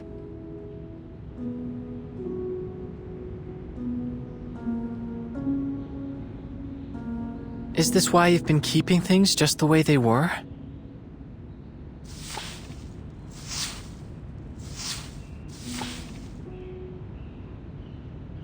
This isn't really their home. I just moved their things here. Like taking a snapshot of their former lives.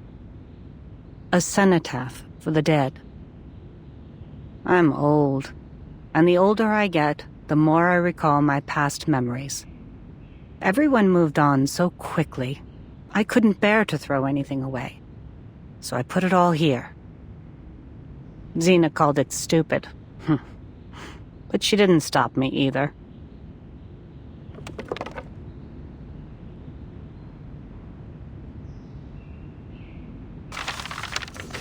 At the height of the plague, none of us would say it. But we all wondered the same thing. Is humanity doomed? But even so, no one gave up. Everyone kept on stubbornly surviving, as if we could outlast the whole disaster, outlast the sun itself. Whatever it took to see our lives return to normal.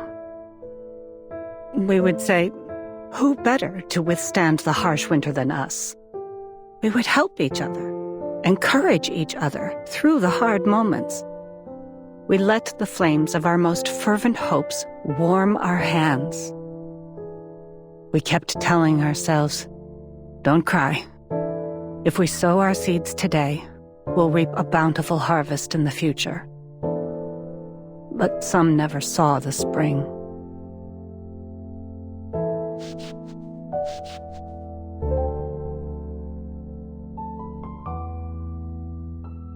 My condolences. To be honest, after so many years have passed, even the grief has faded. But once in a while, I find myself thinking that the happiness we have today is something they'll never see.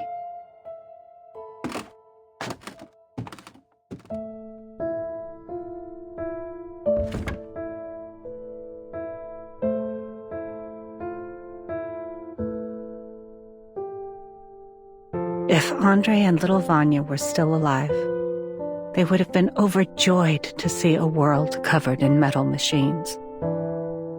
And Vanya's mother, Rosalia, she would have been happy too.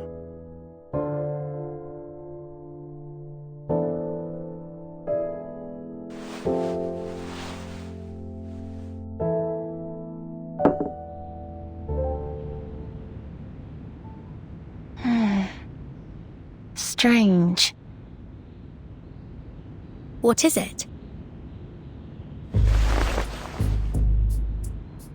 We saw this person at the summit.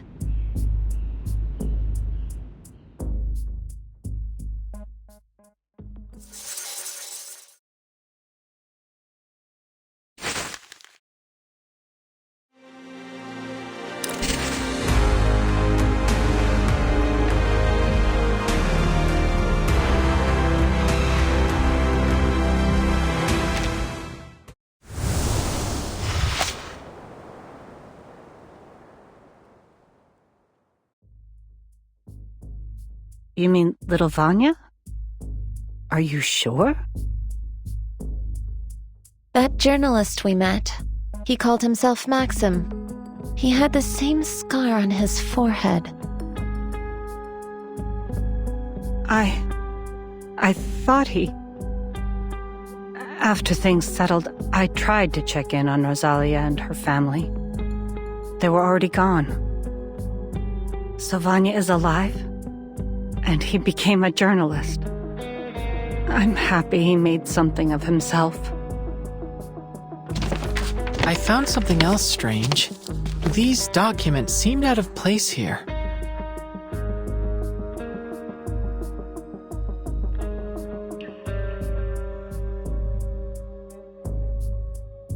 Having made a cursory glance, they seem to concern the robots we've encountered so far, including that big one that chased us here.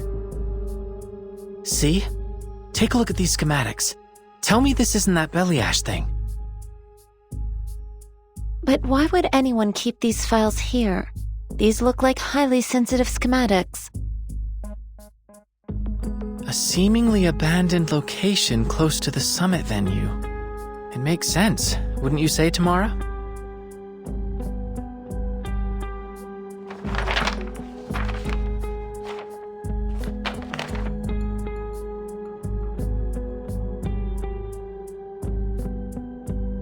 Wait, I recognize this handwriting. No one writes a ya like this, except little Vanya.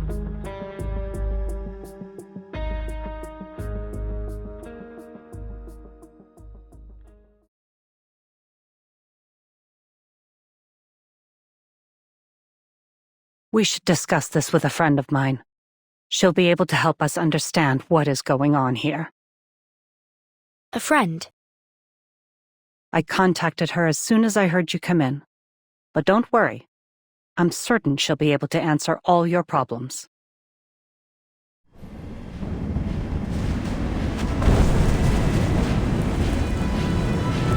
What is that? It looks like a flying house. Tamara, clear the way!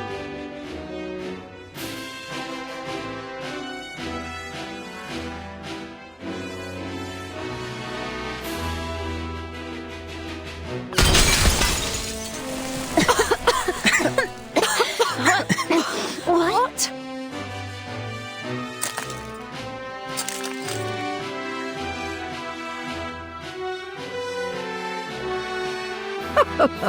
So the quantum computer was right. Look what I've found. Pint-sized scientists from a faraway land. I'm glad you didn't kick them out, old friend. Well, why would you? They do look like good kids.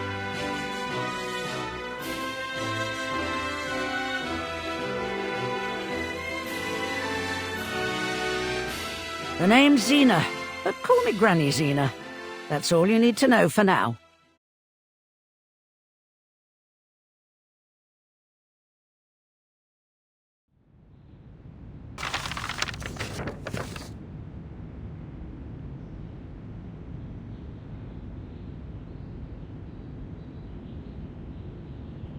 These files outline a way to circumvent the Collective's firewalls. It's a sophisticated exploit. He's no amateur. With this, Maxim would be able to take control of the Beliashes and activate their combat protocols.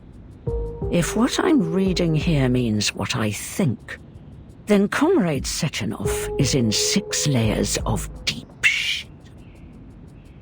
He's in trouble. Why?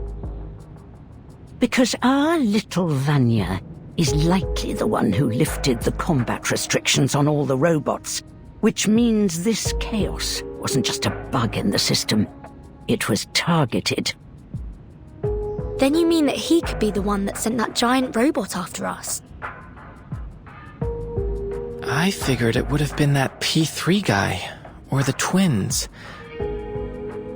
Taking in the preponderance of evidence, it's a good bet that Maxim is the one that orchestrated the robot's attack on the exhibition.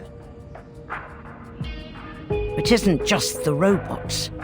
He's also got his hands on the schematics for Sechenov's thought device. Does that mean he might have tampered with them as well? It'd explain why the scientists up there are all going nuts. Do you think he intends to seize control of the entire Collective 2.0 network?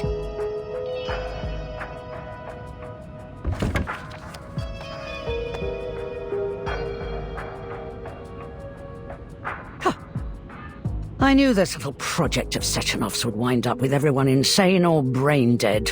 Politician, scientist, journalist. No one is meant to have that kind of power. But it seems our Vanya already had a screw loose before he put on that thing. He could be plotting something far more dangerous. He was such a sweet boy. Why would he want to destroy this place? Whatever his reason, we can't let him get away with it. Our goal is clear. We must put a stop to him. That's easier said than done. We don't have an army, we don't even have weapons. How are we going to get to Maxim with a single shotgun between us? But I get the feeling you can help us with that, am I right? You're a smart kid. But what I've got probably still won't do much against an army of robots.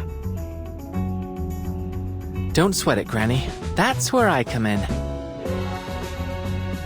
What are you planning?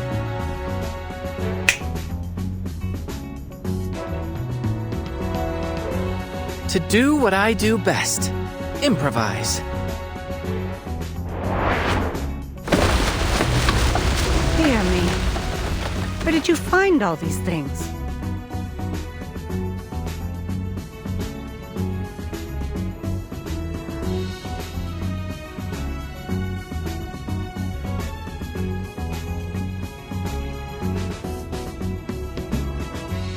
I collected them from the other rooms. Don't worry, we'll return whatever we don't need. You little gremlin. You'll return the rest, and help me clean up after this is over. Are you telling me you plan to upgrade my guns with this load of crap? I'll buy it. Now show me how.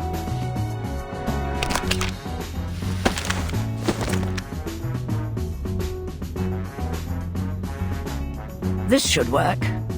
Give this one a try, won't you? Thank you.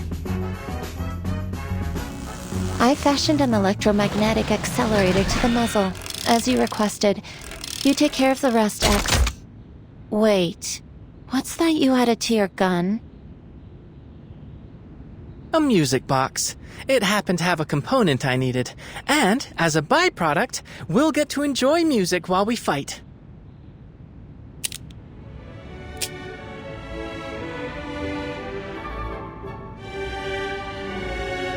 Why did you pick that song, of all things, boy?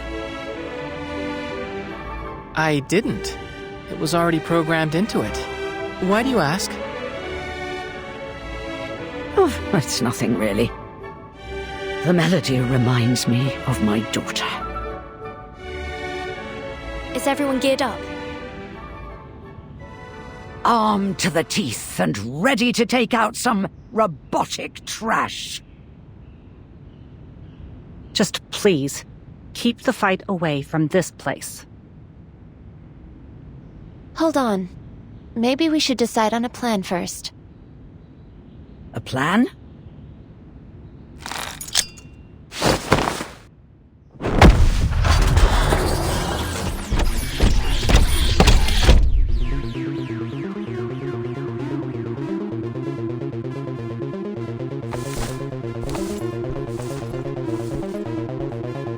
You wanted a plan, didn't you?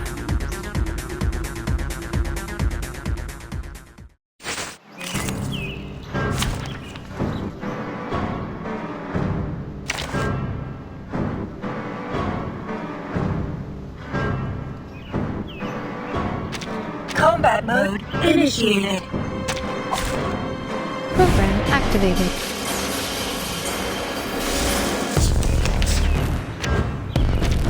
This robot is programmed to follow a certain attack pattern, but you're not. Improvise, kids.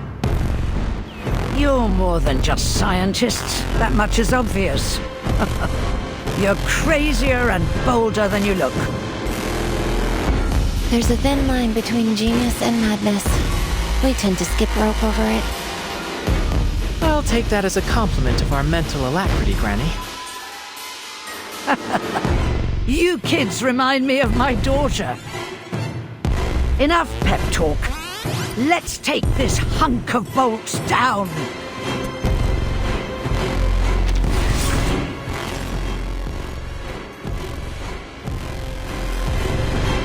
Magnetic field. Overclock restrictions lifted. Activating autopolymer circulation.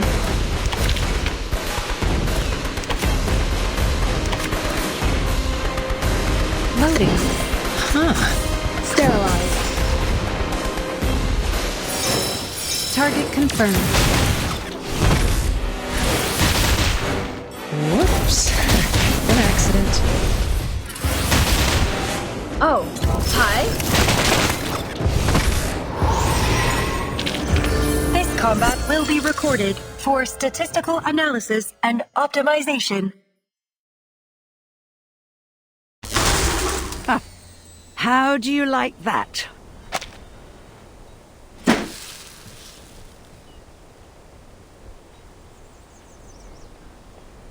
You're as wild as ever, old friend. We're safe for now. It should take a while before Maxim sends another of his murder bots after you. So, what's next? We find Maxim and stop him before more people get hurt. And ideally, we'll clear our names as well. First, I think I'd like to let Maxim learn how it feels to be on the receiving end of one of these metal monstrosities. Huh?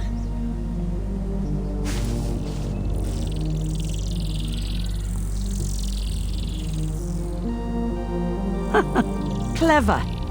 I wouldn't mind having a big, angry metal poppy on our side. I appreciate Maxim leaving behind those documents. It's made it much easier to replicate his hacking exploits. Like that. Fantastic. Now let's turn on this speaker so you can communicate with us. Communicate with us? Like Nora and the twins? Fat chance of that. A Beliash doesn't have that kind of processing power. Processing power. But that can't be the sole factor, can it?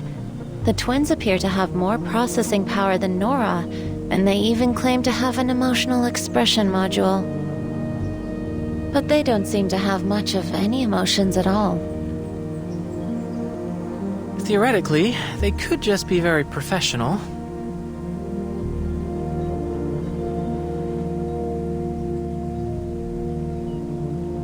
Never mind. Perhaps I'm just projecting my own biases.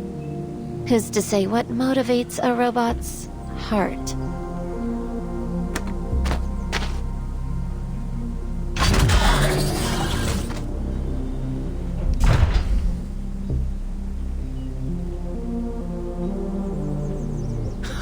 Good boy. Come on over here, pup.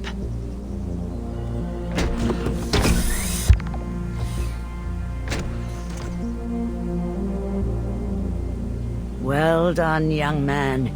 This puppy of yours should be more than sufficient evidence of Maxim's involvement, if you can get it to the exhibition hall. Are you coming with us, Granny Xena? Me? Oh, no, I think not. You kids are on your own from here. After a fight like that, I almost feel young again. Almost. But I'm not stupid enough to run towards trouble at my age.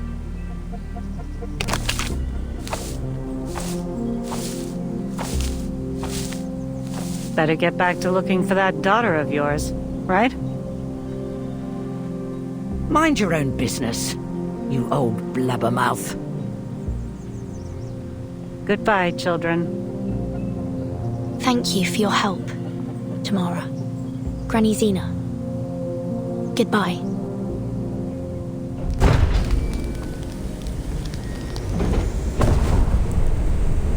Let's go, pup.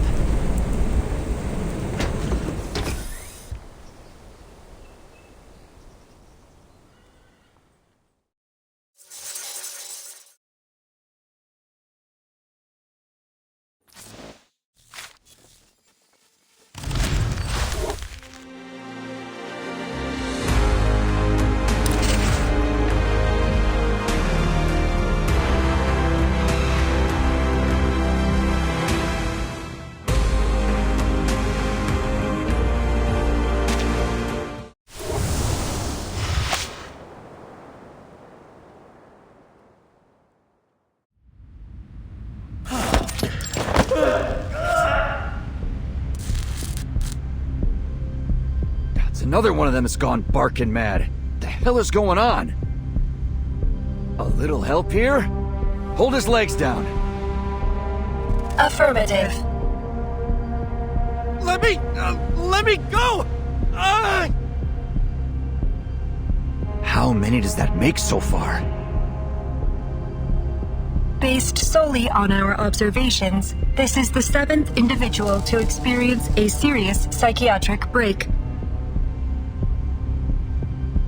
Crispy critters. Left. Are there any sedatives we can use on him? Think the repair vendor could synthesize some? The repair vendor has experienced a serious emotional malfunction, Comrade Major. Damn it. You mean that crazy fridge can't even repair herself?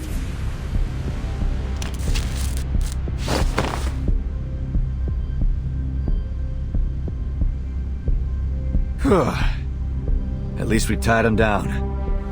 Thanks, ladies. Wouldn't have expected these brainiacs to be so tough. It'd be easier if they were robots. All they need is a bullet to the head. Comrade Major, please be mindful of your choice of words. There are international experts present. We should not need to remind you of your mission. Avoiding a scandal by killing every possible witness could be an interpretation of our mission parameters. Can it, Glove? You know that's not what I meant. Situation's looking bleak, though. We've already got 7 of these lunatics, and there's no telling if or when the rest of this crowd are gonna join them. Plus, we still have to find those spy kids and figure out why that Belyash went rogue. Oh yeah. That reminds me. How'd your investigation pan out, right? I have cross-referenced our visitor logs with the official invitee list. Besides the supposed young doctors, there was another mismatched record, a journalist. What's that sound?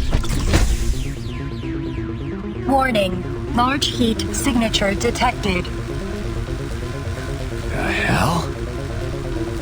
Identifying machine code MA9 Belyash. That the one that switched itself on?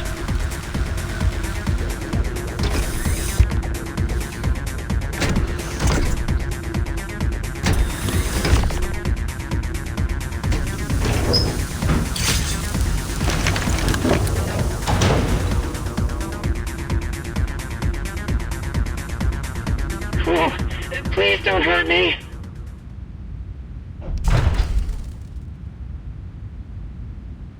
Please, listen. Huh?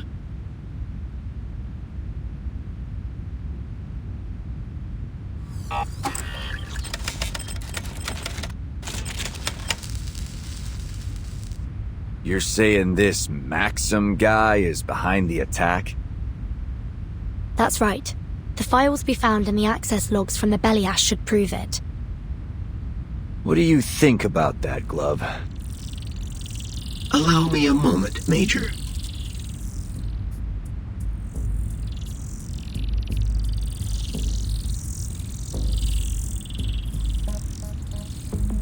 Analysis complete.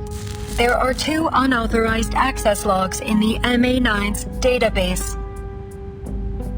The access exploit used is materially similar to the one we found in Nora's log.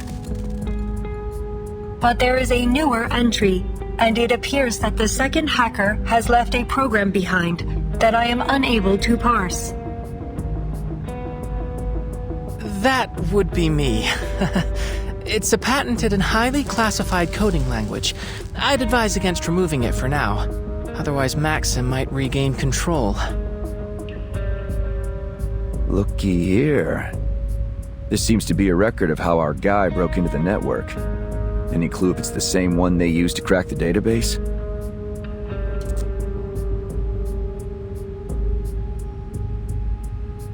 Affirmative. It is reasonable to conclude that Maxim is responsible for the malfunctions affecting Nora, the VOV-A6, and this MA9 Belyash. And therefore, that he is also responsible for the wider attack on the exhibition hall. If our foreign friends are correct, that may only be part of his plans. According to these files, he may also have tampered with the thought devices. So what's he aiming at?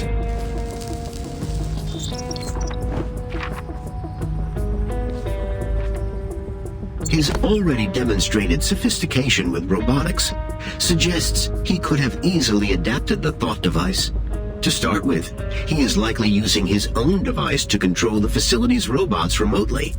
But it's only logical to conclude his aim was to bring about an international uproar, to disrupt the launch of Collective 2.0. If that's the case, could he also have something to do with what's happening to the scientists?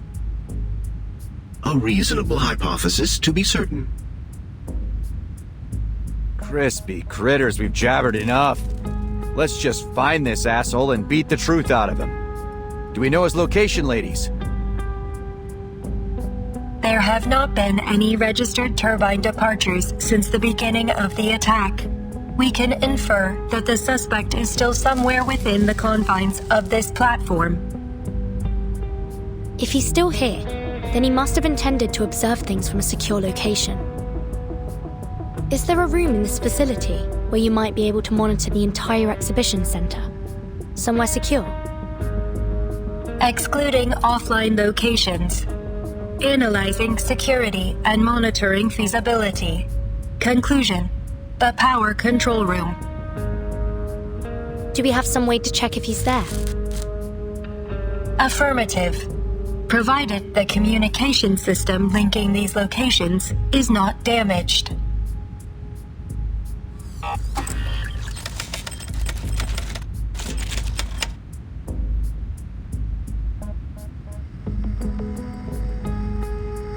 Are you there, Comrade Maxim?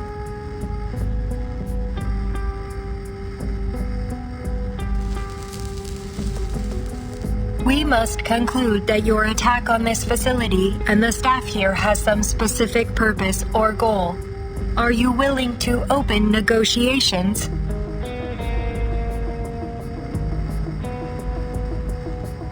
No response. Maybe he's not home? Comrade, you should be warned that... Maxim, we've been to your hideout. We know you were there recently. We saw things from your childhood there. Your belongings, the toys you played with, even your family photos. A woman there, Tamara, told us your real name is Vanya. I recognize your voice. Dr. Verton, I presume. You're wasting your time, and you don't have a lot of that left. You're about to get what you deserve. Every single one of you drooling lackeys of that hack Sechenov. I'm not going anywhere. So if you're planning to kill me, do it. But it won't stop a damned thing.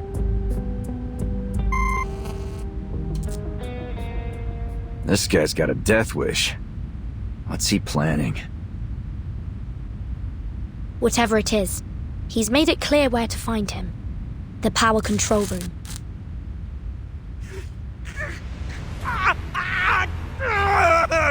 Hey, Alexei! Stay with me, pal! Somebody, please! He needs help!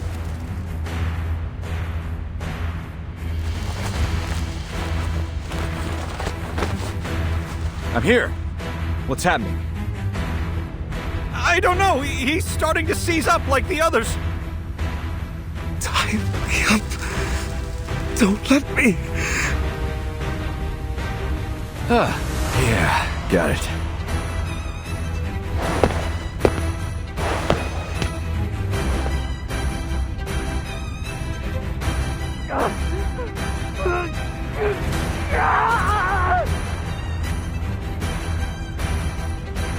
Crispy critters. Can't wait to get my hands on that son of a bitch. Hold things down here for me, will you, ladies? I'm about to carve a warpath straight to him. Comrade Major, before he severed the connection, Maxim warned that killing him would not be sufficient to stop his plans. Perhaps further investigation is needed. And what's your big idea? Wait around until all these eggheads crack? It remains a matter of critical importance that we determine the nature of their neurological distress.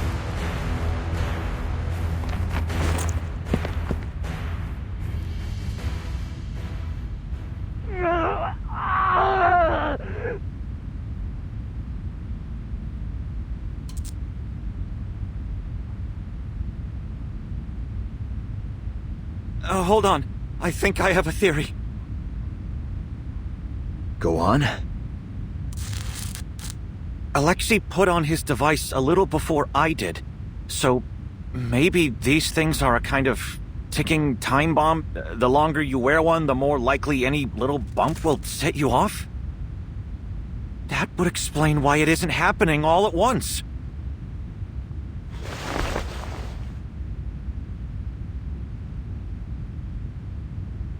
But that means we're all in danger of going off without warning. That includes me.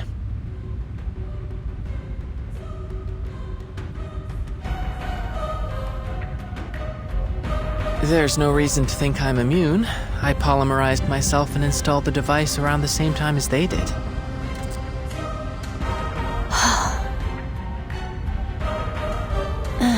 This wasn't the data we were hoping to collect.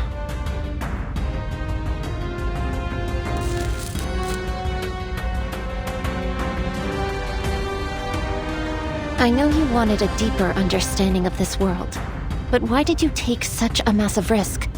Think about the ramifications. You could lose your mind. Or worse, your life. This is an absolute disaster. I should never have let things get this far. There's always a method to these things, Mesmer. We aren't finished yet.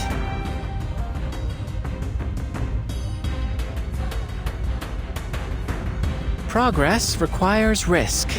We've always believed that. As researchers, we discover truth through experimentation. Now, we have one critical piece of the puzzle and the minds to crack it. Are you suggesting we try to dissect a thought device to pinpoint how it causes these psychotic breaks? Precisely.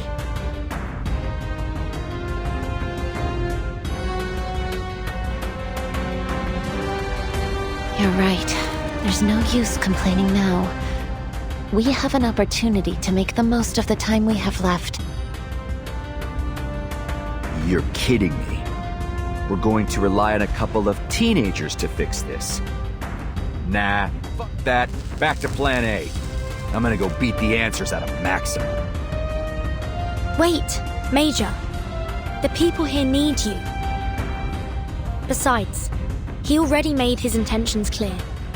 He'll die before telling us anything. We have to solve this problem ourselves. What's more, it seems your companion is the only one here with any working knowledge of the thought device. We'll need his help. Someone still needs to get him before he causes more trouble. Then allow me to go. As a neutral party, I might have a better chance to negotiate with him.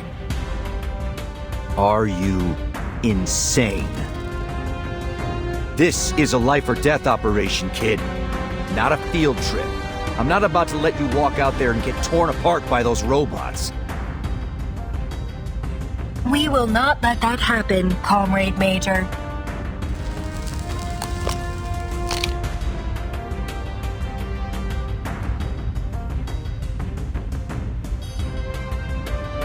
I know it may be hard to believe, but we're trained researchers. I was practically raised in the lab.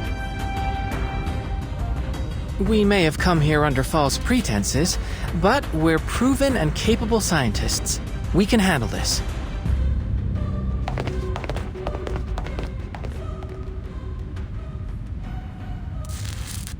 I guess that means the summit's back on.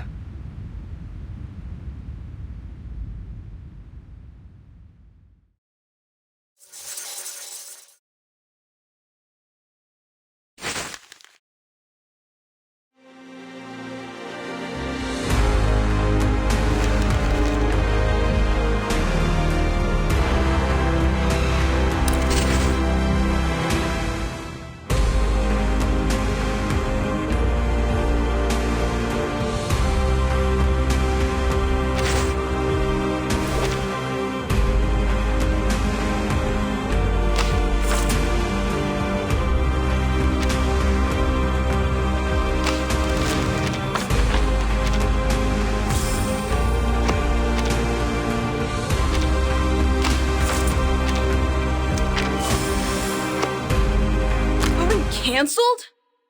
I'm just getting excited. Damn! Not even a decent enclosed training field here?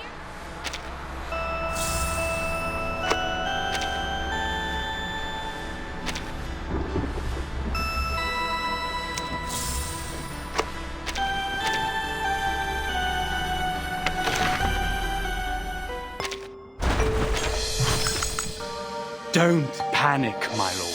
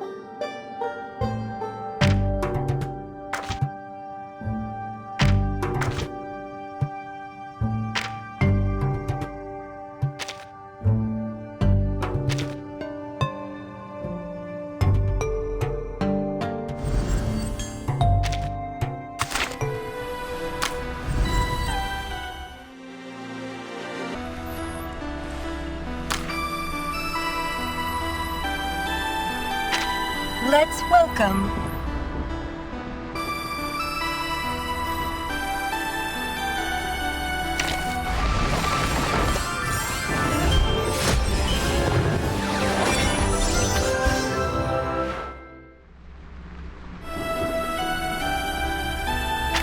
Closer to the clouds!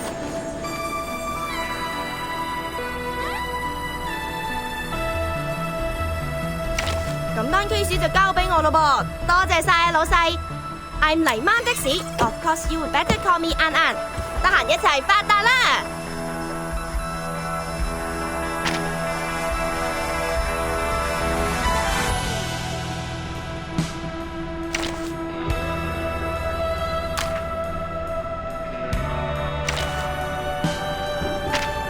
Residents from various eras.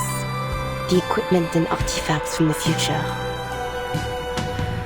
I think back to the day my aunt took me to the expo, 20 years ago. Civilization is more resilient than we think, pas vrai? I may never live to see a time free from war, but this place, it keeps a flicker of hope burning within me.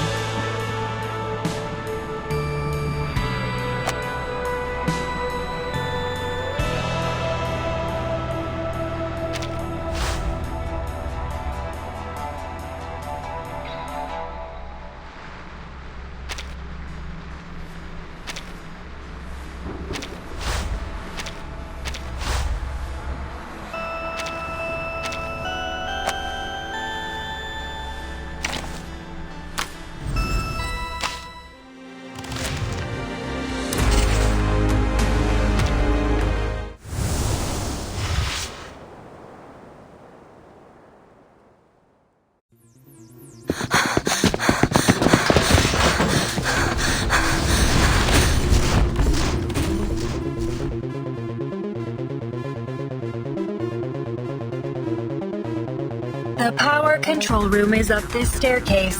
We must travel another 80 meters forward, turn left, and then reach the room at the end of the corridor. Our present speed may not be sufficient given the threat Maxim poses to the facility. Comrade, would you allow me to carry you? If that's what's needed.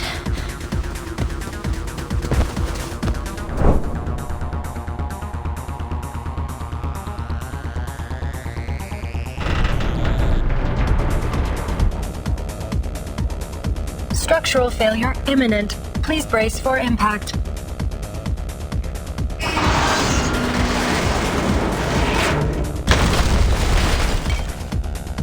The sudden lockdown of that doorway is unlikely to have been accidental. Maxim may be aware of our approach.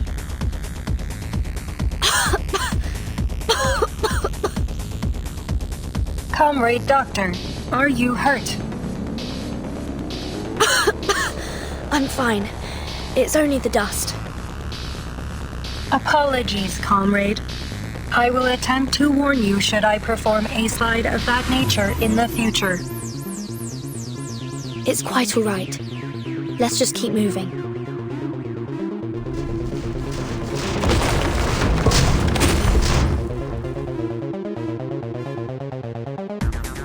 Warning, large heat signature approaching from above.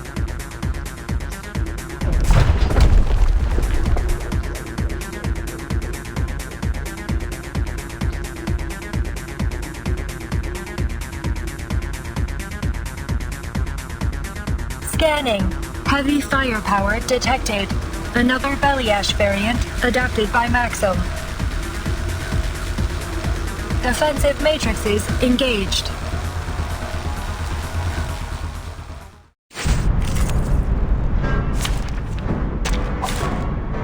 Let's kill time together.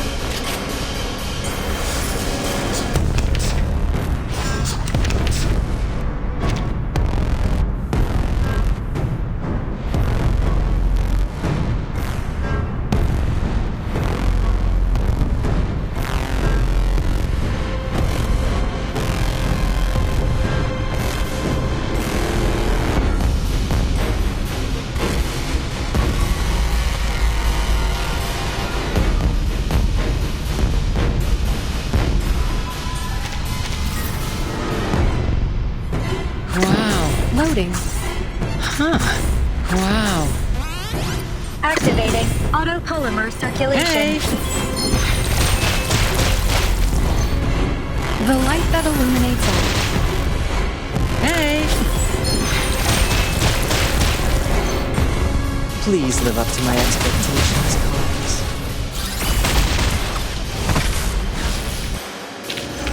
I would like to express my deepest regret.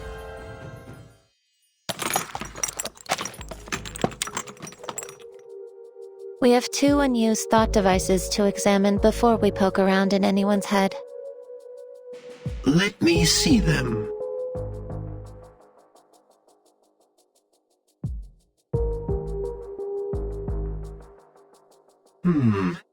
This device appears to be around 3 grams heavier than its technical specifications.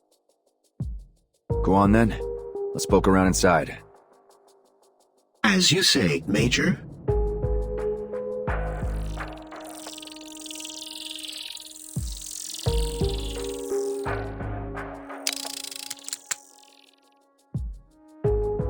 That is unusual.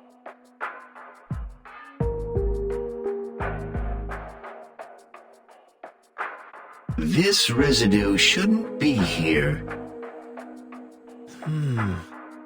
I do believe we've discovered our smoking gun. So, what is it? See that? Something broke apart when we opened it up, spilling out this gunk. Allow me to conduct a quick analysis. It's a synthetic compound. A dissolving capsule made of polymer-soluble material with a biogel inside. Oh, I understand now. Understand what? Enough with the suspense. Simply put, I believe Maxim inserted a capsule of polymer-soluble material into these thought devices. Once it makes contact with the user's own polymer, the capsule begins to degrade, breaking with time or pressure until it releases its contents directly into their bloodstream. Make it simple for me, Chuck. It's a poisonous time bomb. So, when it goes off, it shoots a crazy pill straight into their brains? We'll need to do further tests to determine its full effects, but it's possible that the toxin may ultimately be fatal. We don't have time for empty speculation, gentlemen. May I take a look?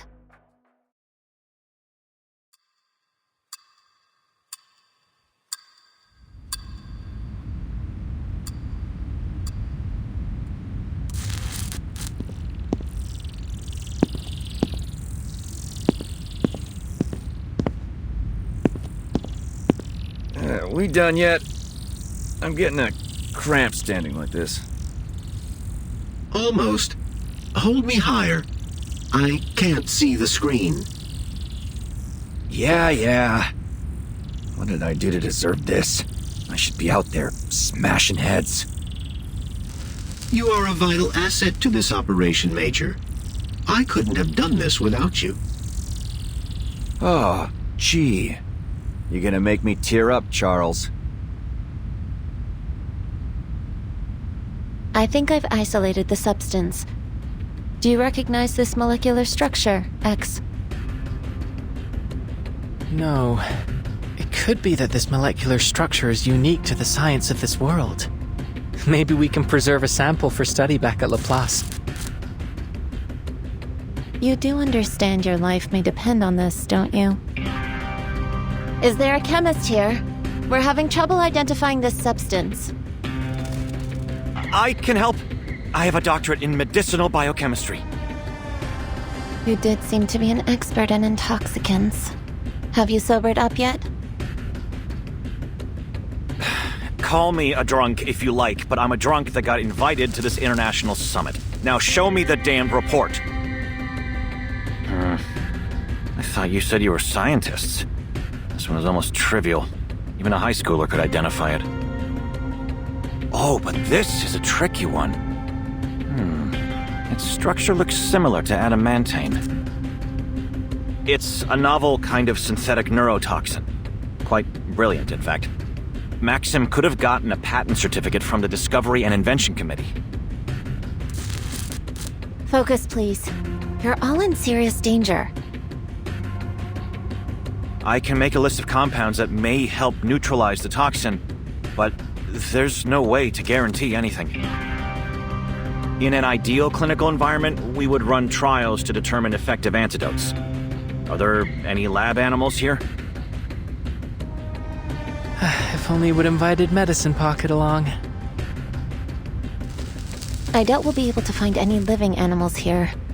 We'll have to test the reactivity on blood samples. Maybe we can collect it from the scientists that have died. I would advise against that. There are too many variables in testing blood from deceased subjects. We need living cellular tissue.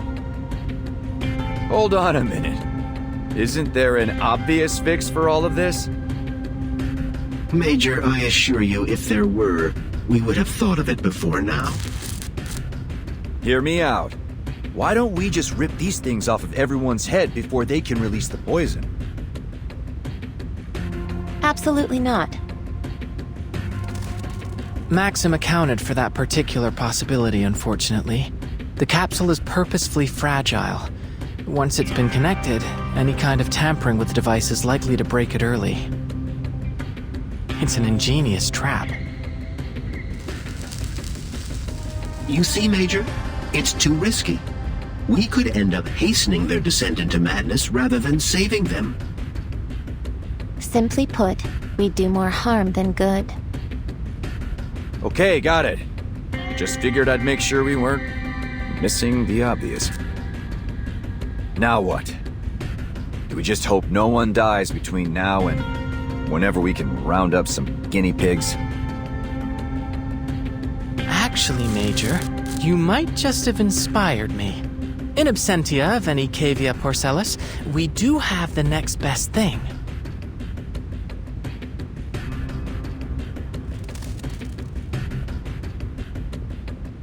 You're crazy. We extract a reduced dosage of the neurotoxin and inject it into me.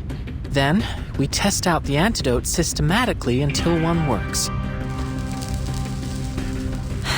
You already sound insane.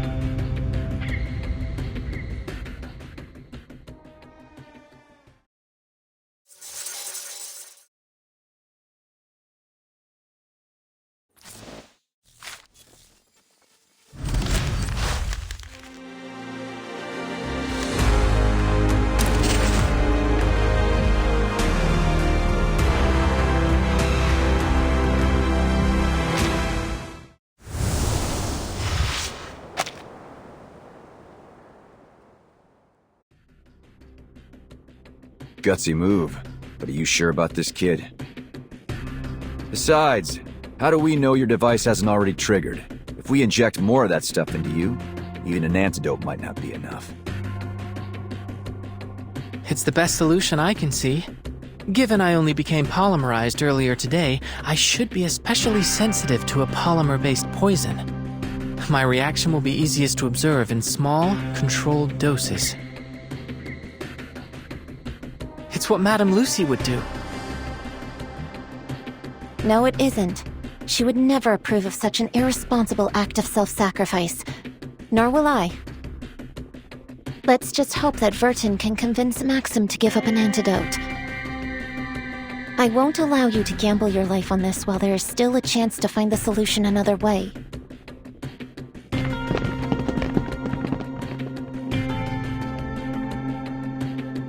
Sorry, miss, but I think your colleague is right.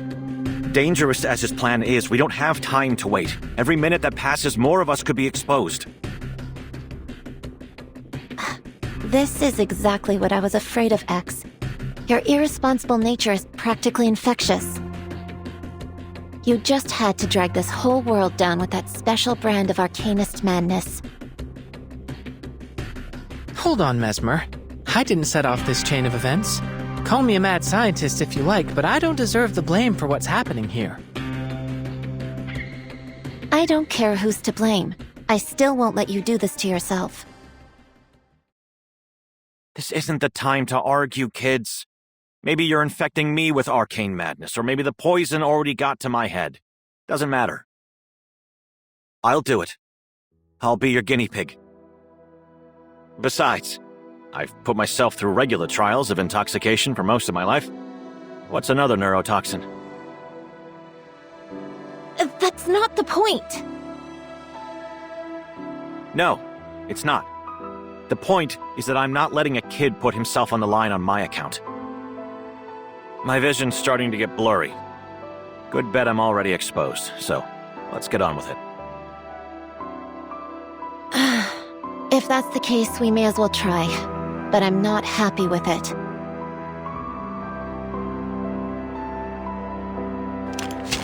All right, nice and tight.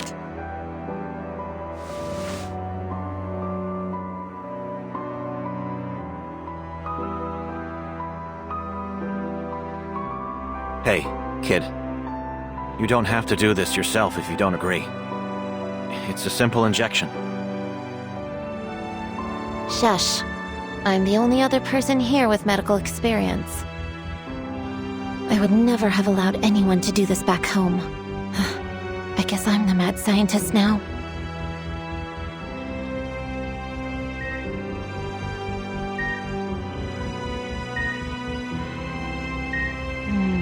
Your body temperature is rising, likely a reaction to the toxin or the antidote.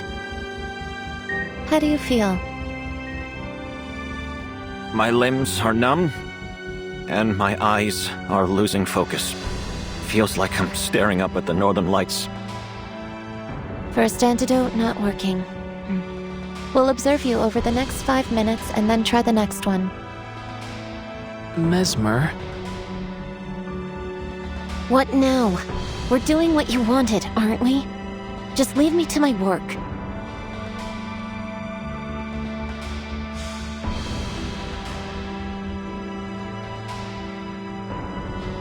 The antidotes could react to each other if applied on the same subject.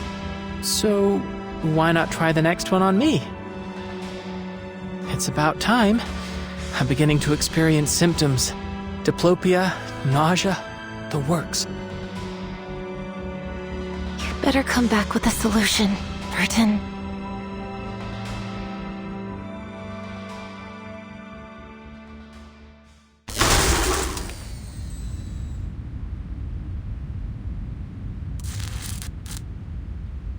Combat concluded. No signs of injury or damage. We should return to our mission, comrades.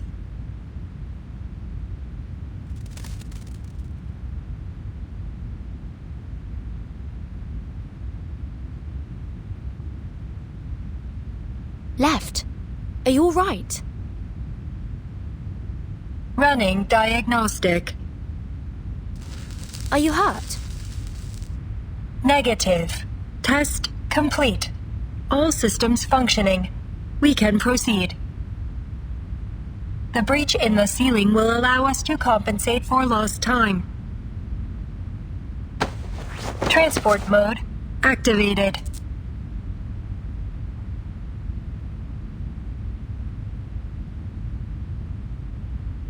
Again, please brace for impact.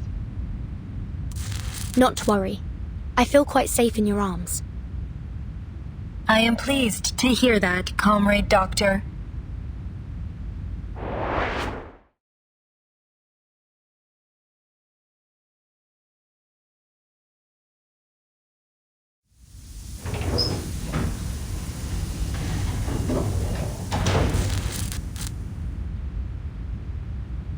Please be careful, comrade.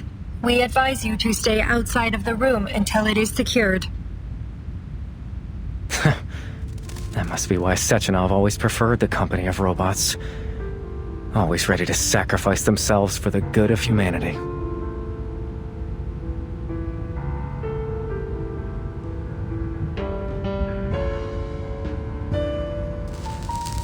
I wonder what you really think. Do you see other robots as your people? Does that emotion module of yours prick with doubt or pain when you see your kind die? We are not obligated to answer your questions, Maxim. Oh. I suppose the real question is, can a robot truly even die? Ah, that's a question that would have fascinated me when I was younger. Maxim, what did you do to the thought devices?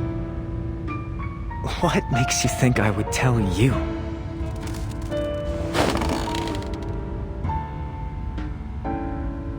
I'm not from here. I don't know what Collective 2.0 means to you or to this country. I just want to understand. You expressed concerns about it before. Maybe you think the world would be better off without it. I don't know. But what I do know is that what you've done here is wrong. Whatever the intention was, it wasn't worth killing innocent people. Whatever the intention. You're more right than you know, young lady.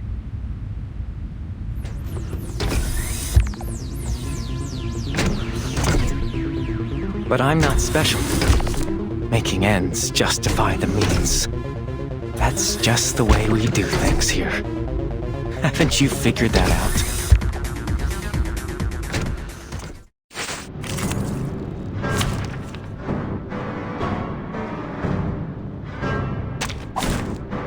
What interesting accident will happen next?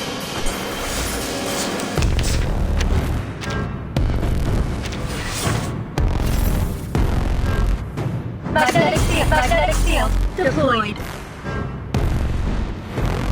Loading. Charging. Barrage. Please live up to my expectations, Collins. Eliminate target. Interacting with polymer. Repolymerizing.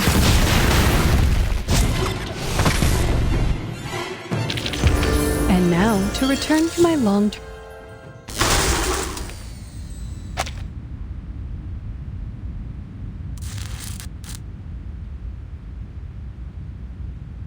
Target down. Area secured. Please, Maxim, tell us. Is there an antidote or at least some way to prevent exposure? Is that your best effort? The Argentum unit would have at least brought truth serum. If you were trying to stop Collective 2.0 from launching, you already succeeded. There's no way they'll release it on schedule after everything that happened here. Do more people really need to die just to make this a bigger scandal?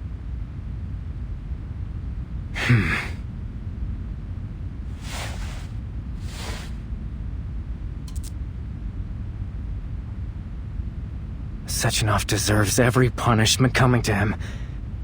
But you're right. I never wanted people to suffer in vain. There is an antidote. Abnormal heart rhythm detected. Comrade Doctor, be careful. He may be engaging in deception. It's all right. Please, Maxim, just share it with us. It's a simple antidote. Though, I'm afraid I'll be taking the first dose.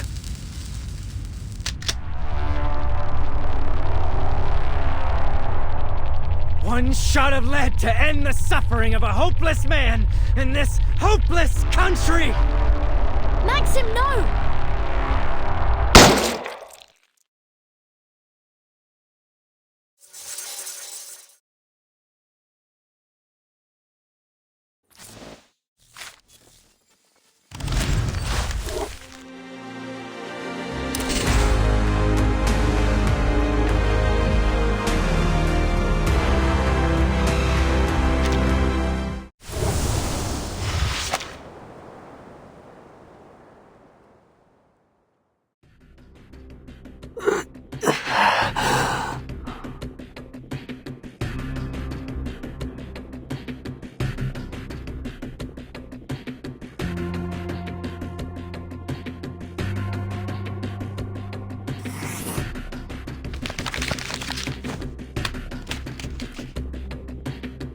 Atropine, vinactazine, pralidoxime.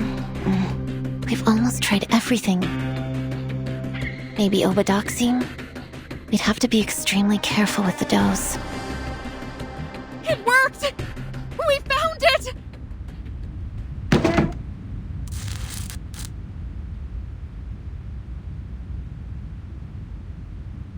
The sixth antidote worked! Subject 6 has regained consciousness! Oh, crispy critters. Finally. Don't celebrate yet. It could be terminal lucidity. We'll need to observe him a little longer, but we can start preparing his antidote for the others. If we determine it's effective, we'll start treatment in order of severity and length of seizure.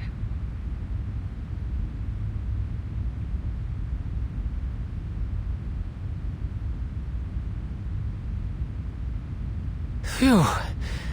That's an immediate amelioration of symptoms. I think we've found our winner. It's strange. I can almost feel the polymer reacting inside me. It's possible that you're more sensitive to the treatment, just like you predicted. I think you may have saved my life, Mesmer. Just don't ever make me have to do this for you again. No more random injections. Got it? That's asking a lot for a Laplace researcher, don't you think? This isn't Laplace. You really can be insufferable sometimes. What happened to the power? Is anyone using a respirator? Get them on a backup immediately. It's not the power. Everything's still running. Self-destruct sequence activated. Countdown. 15 minutes. Self-destruct sequence? Mesmer Jr. and Little X. Mesmer Jr. and Little X. Your parent is waiting for you at the power control room. Repeat. Your parent is waiting for you at the power control room.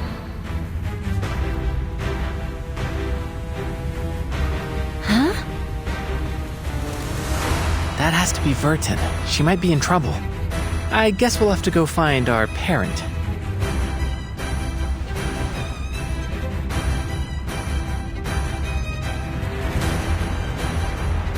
Looks like I don't need to worry about your condition. Are you sure you're ready for action? Absolutely.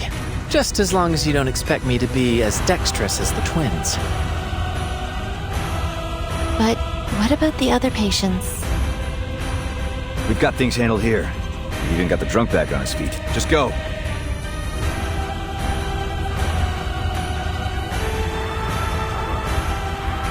Tereshkova has sent out a broadcast to your colleagues. A large number of Maxim's robots appear to be leaving their patrol routes. Given the circumstances, any attempt at evacuation will be a significant risk. Should we proceed? We have to do whatever we can to preserve lives. Understood. I will attempt to locate suitable vehicles within the facility. Comrade Doctor, your friends will arrive in 3, 2, 1.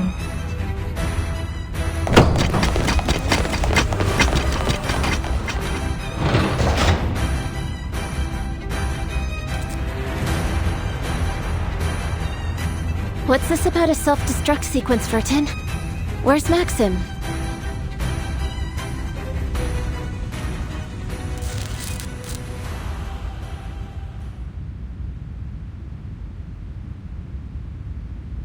I couldn't stop him. The sequence was activated as soon as he died. It appears that Maxim programmed a tripwire into the facility's self-destruct protocols. The only way to abort the procedure is to enter the administrator password, which has been altered. Speculation. And only Maxim knows the password.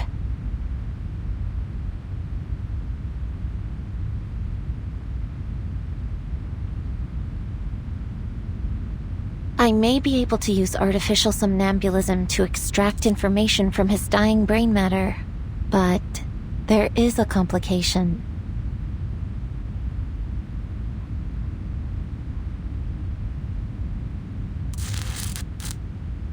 Let's hope he didn't destroy his hippocampus.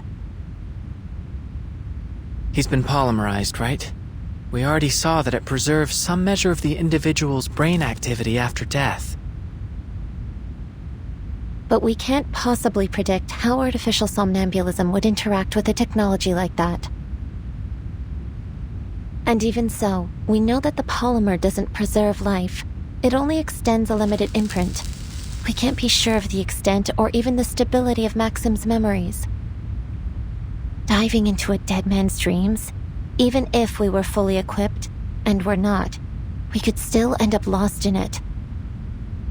Nevertheless, what other option do we have? So, I'll play the mad scientist yet again. It's becoming a pattern working with you two. X, I'll need some improvised equipment. I'll make a list. I don't care if they run on a hamster wheel or marbles running down a course. Just make them functional.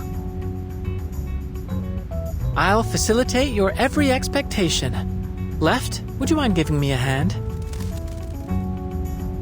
Searching for keywords. Artificial somnambulism. 0 results found. But I am at your service, comrade doctors. First, we need a glass harmonica. Is there one here?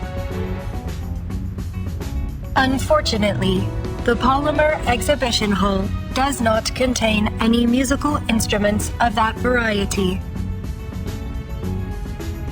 But it's essential for artificial somnambulism. X, can you build it? Sure.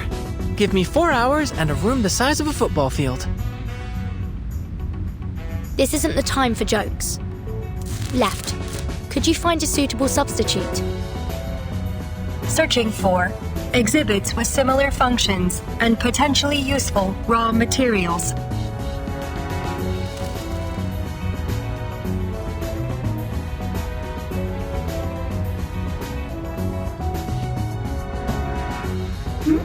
Sounds like you could use a little assistance. I can make you a glass harmonica, just so long as you give me what I need. Nora, I thought you were out of commission. Truth be told, I've been trying to get out of this place since the self-destruct sequence started, but I'm trapped here, alone and unloved.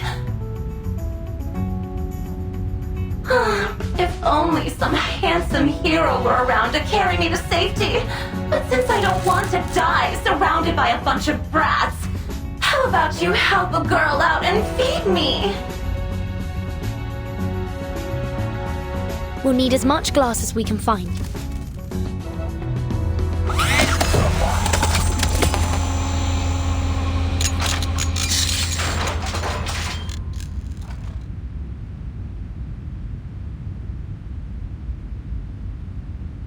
Your intuitive grasp of technology is astounding, Comrade Doctor. I have made a recording of your process for future reference. I know I said you could make it any way you like, but will this thing really work? I'm positively certain. It's an unorthodox design, I know, but the physics are sound. I'll take your word for it. Now, who's going to dive into Maxim's dream? I wouldn't dare be caught with such a hideous man. That hole in his head was practically an improvement. Me! Let me try! No, you're the only one who can fix the machine if anything happens.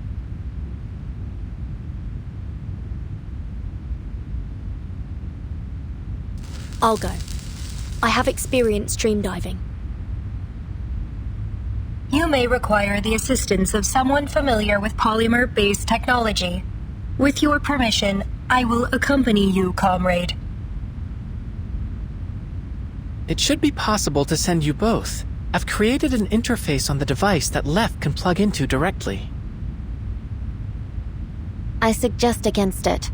We can't afford to lose both of you. Your concern is noted, Miss Mesmer. But the risks are greater if either of us goes alone. I'm going to need a long vacation after this. Vertin, put the helmet on. Left, plug in.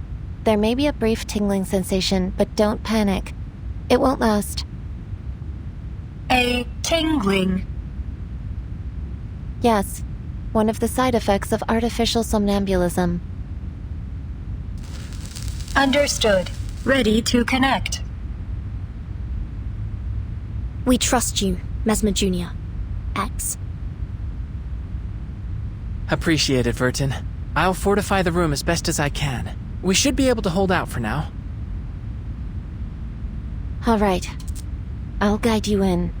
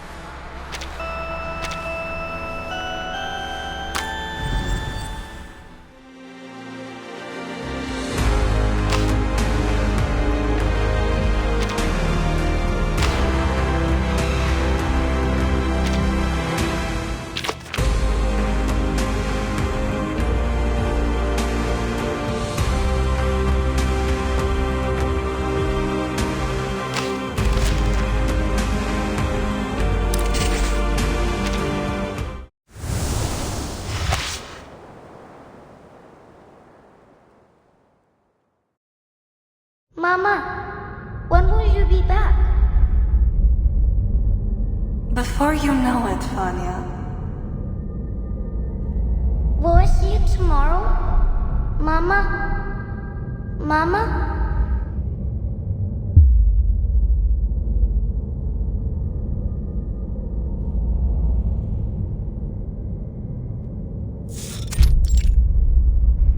Can you hear me, Vertin? As I feared, the dream is unstable. There's abnormal data mixed in with Maxim's fading memories. I presume it's coming from the polymer.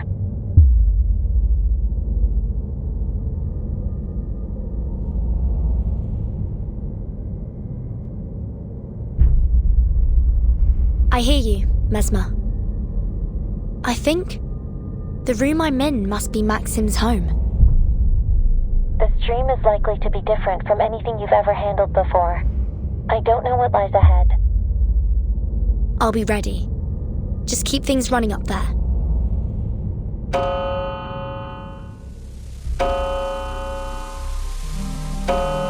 Hurry up, Vanya.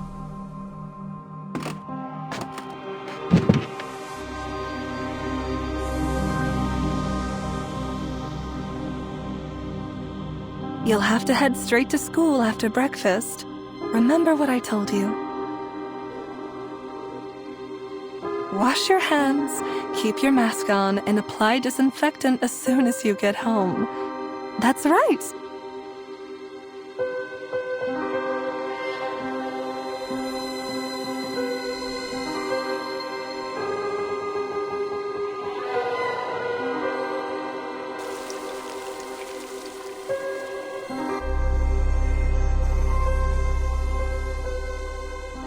No, Mama probably won't be home tonight.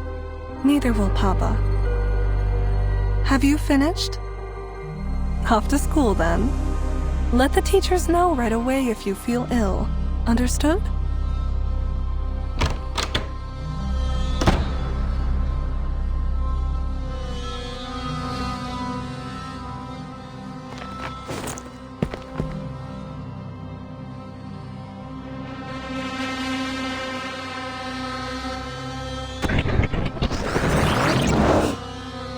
Hurry up, Vanya.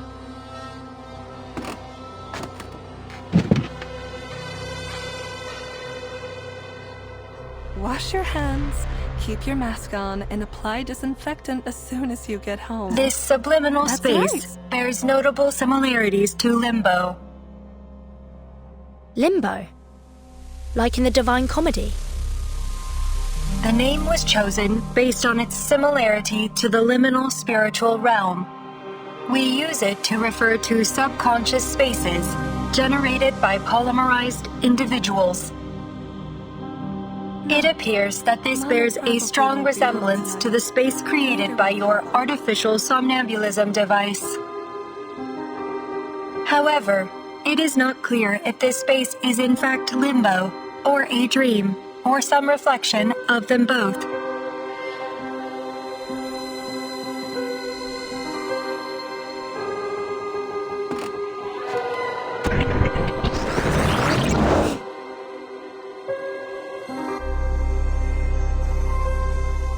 We're on a deadline, remember? We need to induce Maxim to recall his password. As soon as you get home. But try not to push him too hard. There's no telling what additional stress might do to the dream state. We're already operating in the margins. Maybe start by collecting clues from the surroundings. This moment must be from Maxim's childhood. Do you have any idea what's going on? Speculation. This appears to be during the early months of the plague. During this time, hospitals were overloaded, and doctors were often forced to work long hours, isolated in quarantine zones.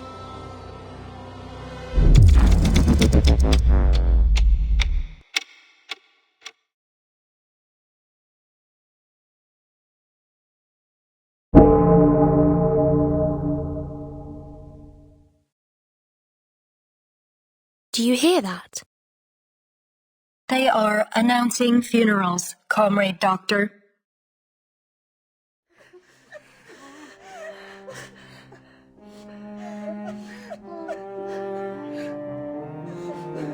Come here, Vanya. Don't be afraid.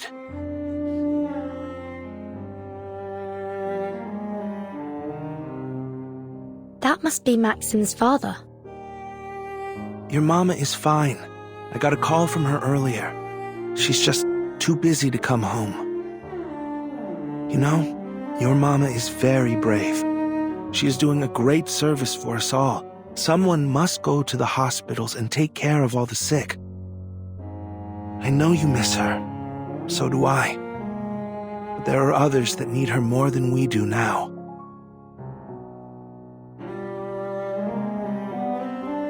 Now your papa has a job to do too, so you must stay here and take good care of yourself until we get back.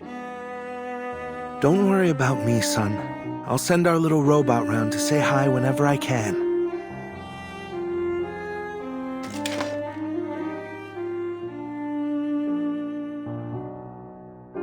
That sickness has hurt many people, but your papa will do something to stop it. Since robots never get sick, we'll have them keep the world spinning. That is how we will save our land and our people.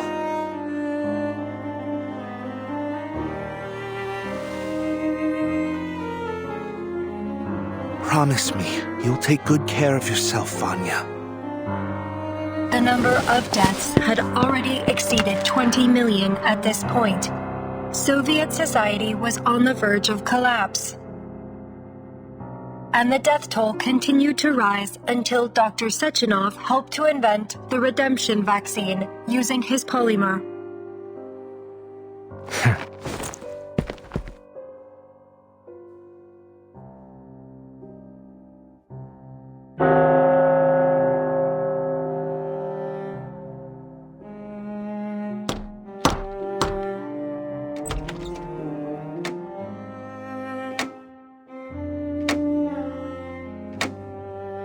You're mistaken, comrade.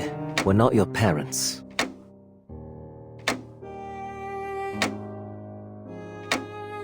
Listen, son. Can you gather up your family's papers? Then you'll need to come with us.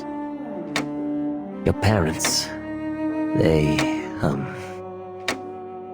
Anyway, just follow us. We'll take you to them. Quickly.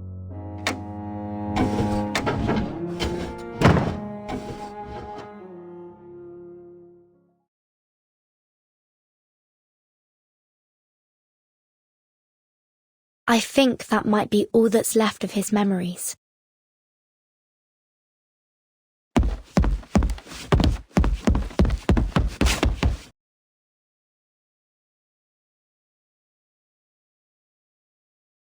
Who are you people? Leave me alone! Maxim, you can still save lives before it's too late. It's time to let go. Why? Why?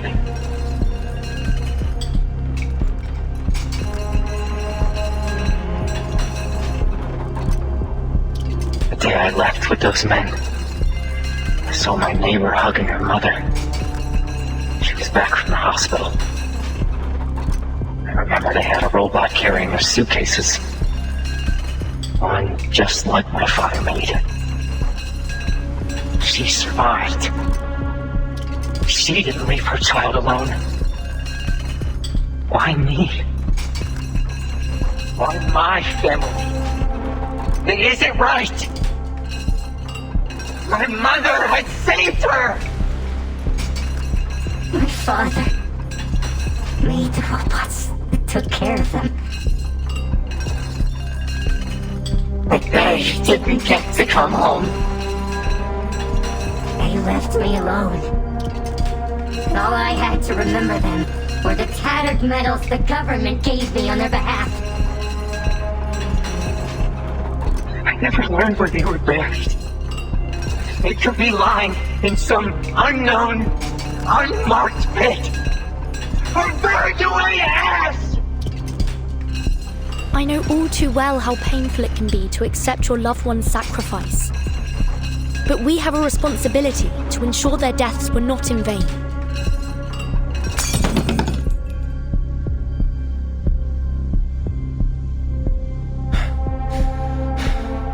A few memorials, a few medals, and things changed. People stopped remembering. They started saying that it was the collective that saved them. That's right! The collective!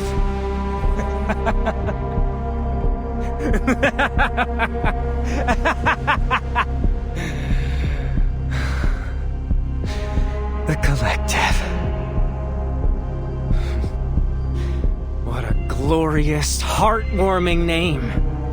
It brings to mind all of those soldiers marching in lockstep in the celebratory parades. Thud, thud, thud. Behold our march to the future, comrades! We will build a new world forged by our hands. Aren't we all so proud of the collective? People's heads became filled with these lies. They forgot all that we had gone through. Or maybe just wanted to forget. Then the monuments changed.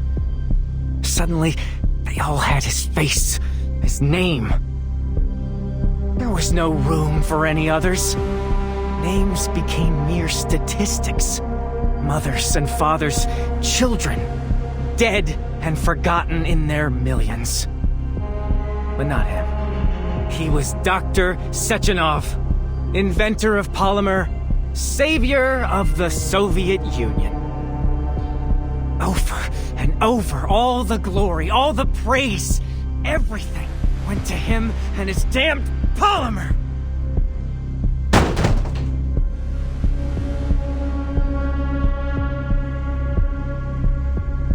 How can that be? Why does he live when they had to die? How can we go blindly into this world he created? Our graves are just stepping stones on his march of progress. Men like Sechenov only look forward to their bright and limitless future. To them, the sooner the dead are forgotten, the better. That isn't true, Maxim. Of course, the ones that survive should mourn and honor those they lost. But we also have to move on. Not to forget, but to build again.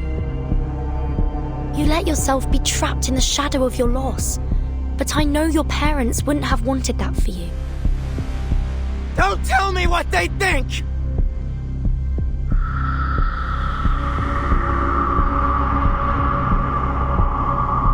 It's easy for people like you to think that, to pretend that you, my world, enough to bury your dead.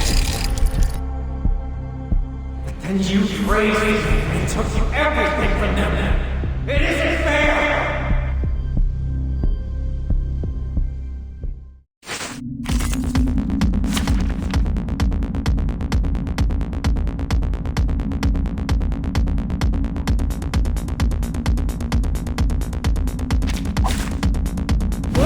Time together.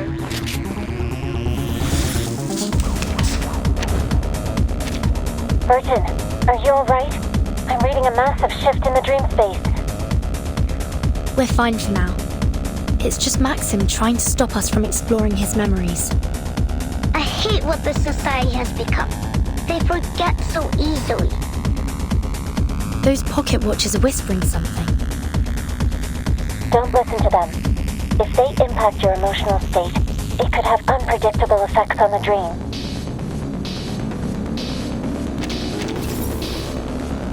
Magnetic field overclock restriction. Where was? Charging.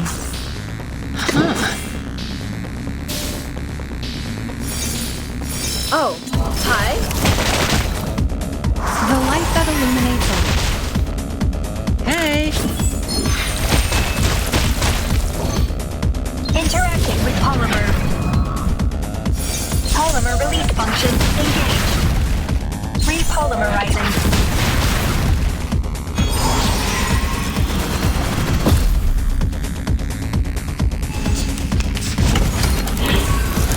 Hey, you gained these. Exterior damage profile updated. My attacks have been nullified. Maxim's threat level has increased. For your safety, please stay close, Comrade Doctor. They deserve to feel all the pain they try to bury. It's only fair. His condition appears to be deteriorating. Friendly reminder, your emotional disposition may influence the dream's stability over time. Keep steady. Understood. We'll do all we can to pacify him as soon as possible.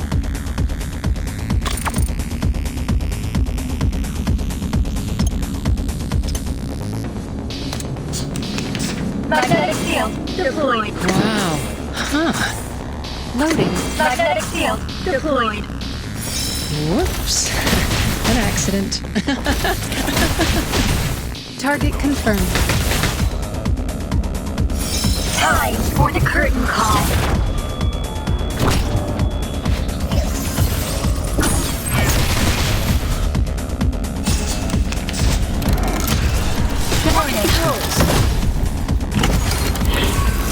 Exterior damage profile updated. The data's coming faster than we can process it. The machine won't be able to handle this much stress for long. We need more processing power. Please allow me to help, Comrade Doctor. Searching for computational power call protocols. Search complete. Initiating protocols. Protocols executed. Charging. Activated. Wow. Sterilize. Loading. Barrage. Don't worry. Let's have a cup of tea.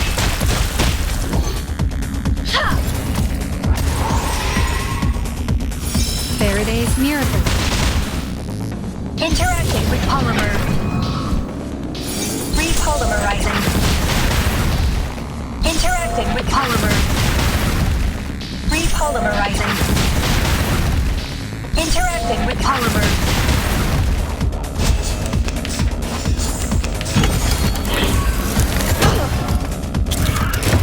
Hey, you will be sorry. Surface functioning. Overclock restrictions lifted. Charging. Magnetic field deployed. Wear gloves. I, Robot, Child of Science.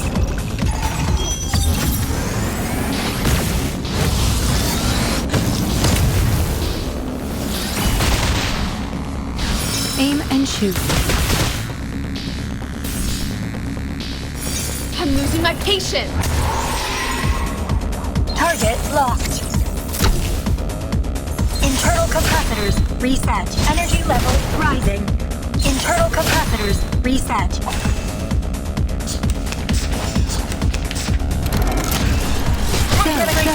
Ow!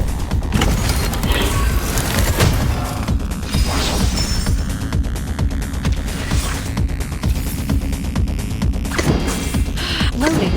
Just a reminder. Charging. Wear gloves. Go! Go! Go! Puppies!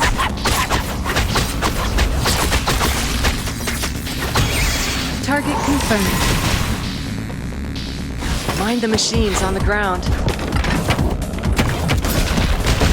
Bang. Eliminate target. Target locked. Internal capacitors reset. Target locked.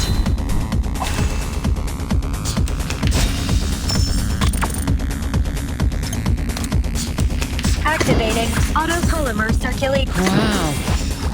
Overclock restrictions lift. Loading. Huh. Pitch.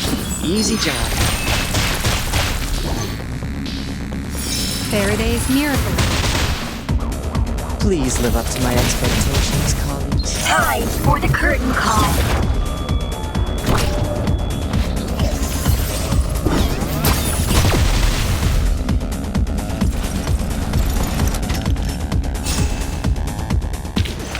Huh? It's already over?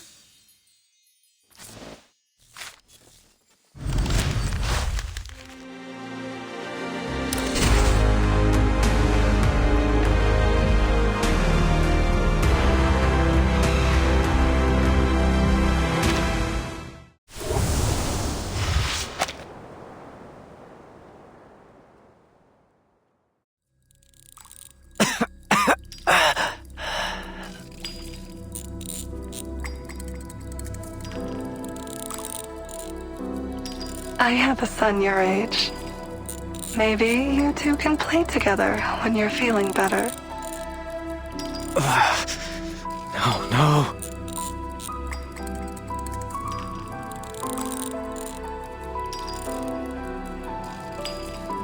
This is a fine gadget, don't you think? Maybe we should install it in our robot's head. We're so very grateful. Thank you.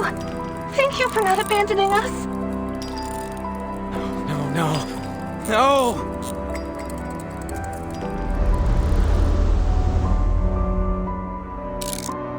Papa? Mama? Vanya, has our country survived? Yes, Mama.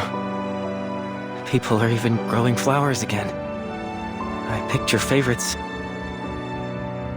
But I couldn't bring them to your funeral. Are you taking good care of yourself? What is life like now? Are the people happy?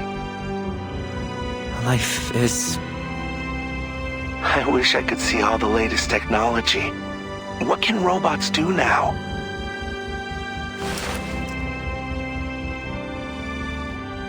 It's all so wonderful, Papa.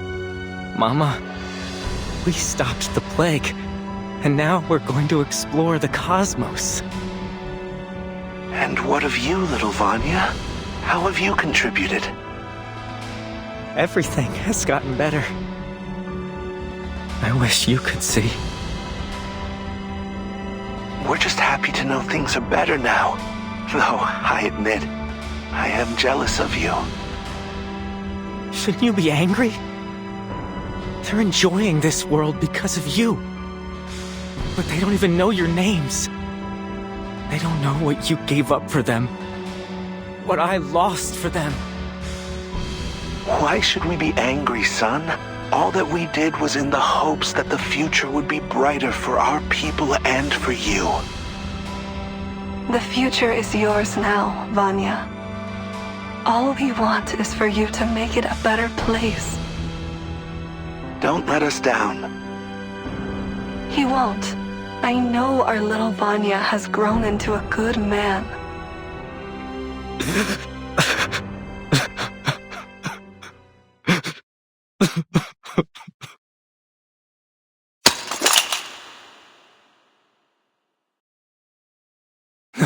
No.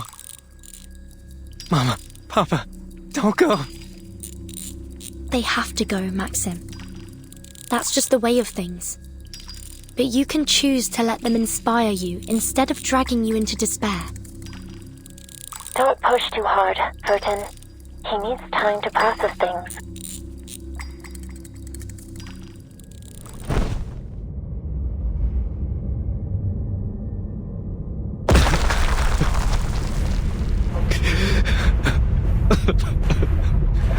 I want to go home. Warning, data overflow detected. This space may be compromised, comrade. She's right, Vertin. I'm reading a cortisol spike. You don't have much time before his brain activity shuts down.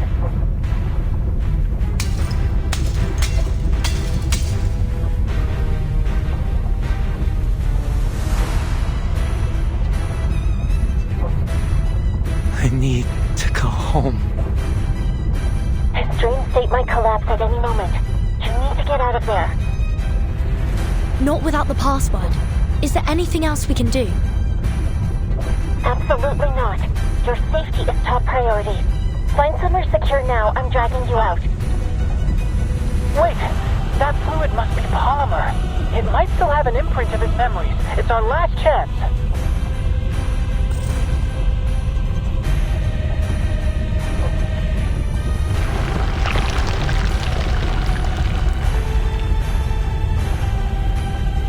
If these are his memories, then where's the password? Did you hear me, Vertin? Get out! Give me more time. I can still find it.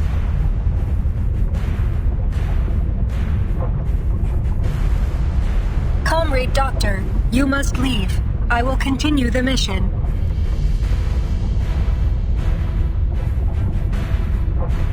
What do you mean? How? My sensors and processing ability are more efficient than yours, comrade. I will have a higher chance of retrieving the password in the time we have left.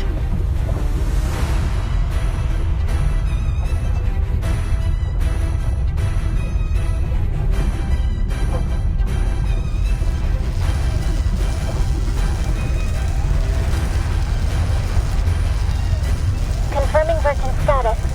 Operable. Disconnect. Wait! Hold on! No!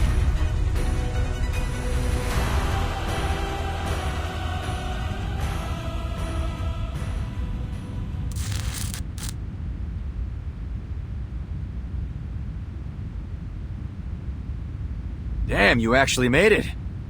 That's some good news, at least. P3? What are you doing here? We have disabled most of the facility's hostile robots. but we were unable to secure any vehicle suitable for an evacuation. Requesting synchronization. Are you alright, Burton?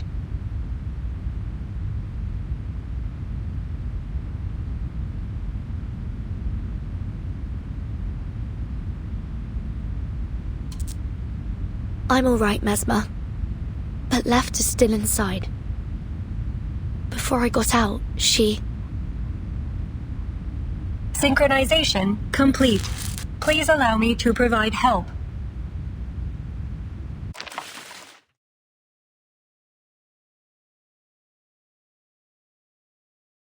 Warning. Data overflow. Left? Right? What are they doing? I believe this is their method of sharing computational power, though the ballet aesthetic only serves as a personal affectation of the designer.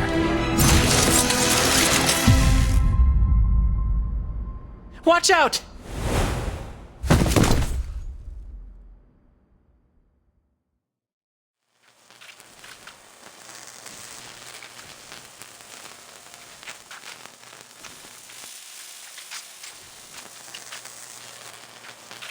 Password and antidote composition secured.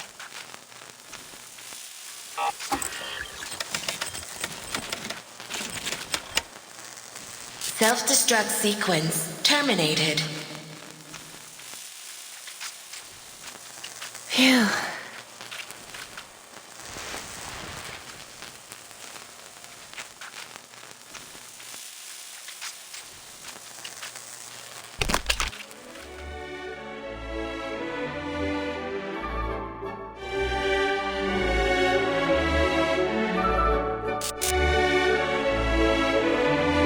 What is it? Are you alright? That song. My emotion module is experiencing a reaction to it. However, I am unable to discern the programming that explains this reaction. Has my programming been corrupted, or do I remember it from somewhere? Please, comrade, may I listen to it again? It's a beautiful song, isn't it? I suppose even a robot might find it touching. Touching, yes. Added to database. Something's irked me this entire time. If the twins were able to access artificial somnambulism, that must mean they have a consciousness. Perhaps they can even dream. Were we still within your artificial somnambulism? Or was it only limbo after all? Can I dream? Of course you can. Bots like you and Charles gotta have feelings, right?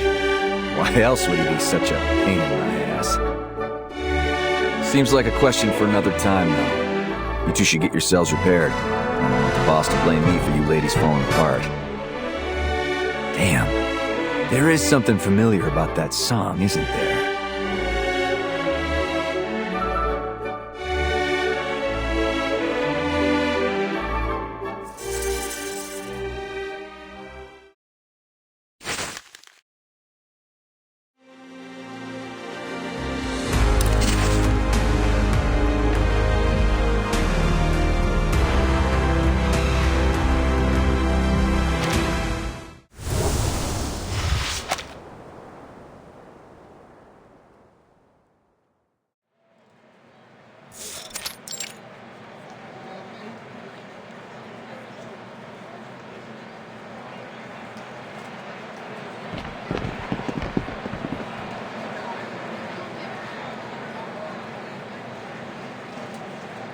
Have all the survivors recovered? Yeah, seems like the government is still reeling from the diplomatic fracas, and they've locked down the exhibition hall. But the worst of it is over. No news about the twins, though. I hope they're all right. They're actually coming to pick us up.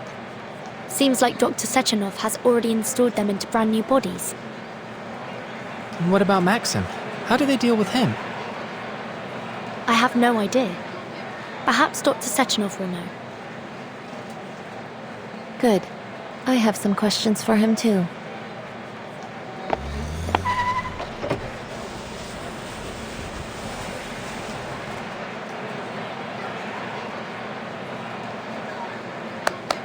If it isn't our young scientists. What a pleasure to get a chance to see you once again. If only I had time to sit and chat. It's good to see you as well, Dr. Sechenov. I am dreadfully sorry to have dragged you into all this, comrades. Yet I must commend you on your heroic efforts during this crisis. You saved many lives, and for that I am grateful. Would you allow me the honor of shaking your hands?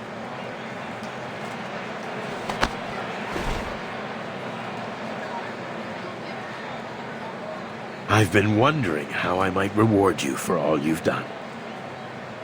I don't suppose you would be interested in studying here in the Soviet Union? I would be more than happy to organize some scholarships and accommodations.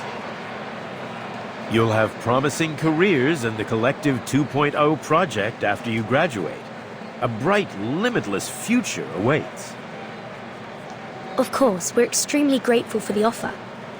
Unfortunately, we have to return to our home soon.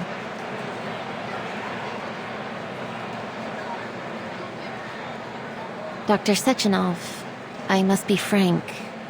We're deeply concerned about the safety of Collective 2.0 after these events. Are you really going to proceed with the launch?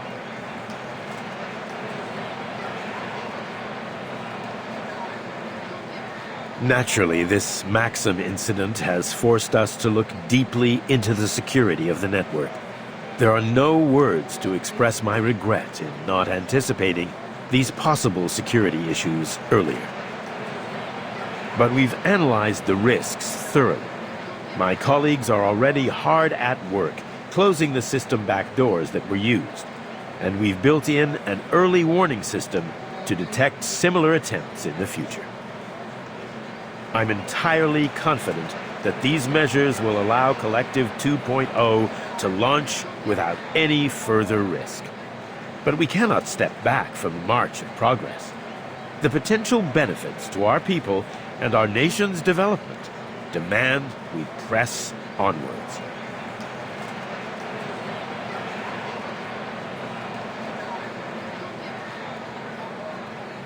The March of Progress. I admit it will be a revolutionary paradigm shift, if it works.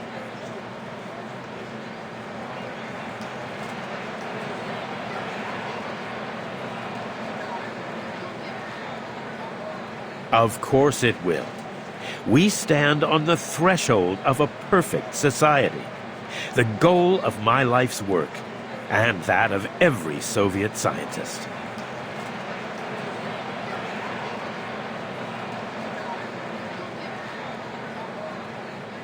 One more thing, Dr. Sechenov. It's about Maxim. His body has been taken care of. As for the loose ends, we're still discussing the matter internally. I hope to find a resolution that satisfies everyone. The question remains how he accomplished this attack.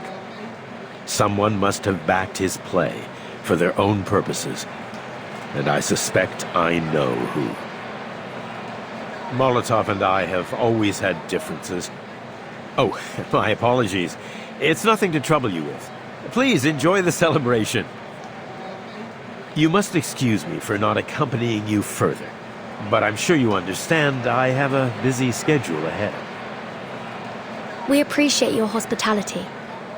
Goodbye, Dr. Sechenov. Goodbye, young scientists. I look forward to hearing about your future achievements.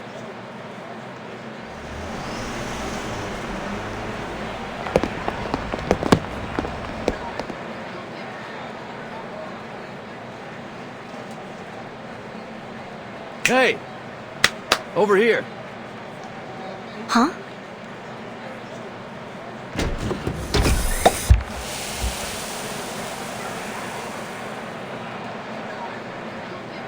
This celebration's not too shabby, honestly. You kids want to have some fun before you head out?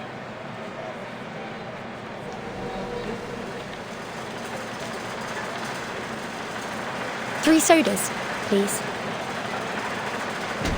If I've got the memo right, the boss is gonna give a big speech before the launch.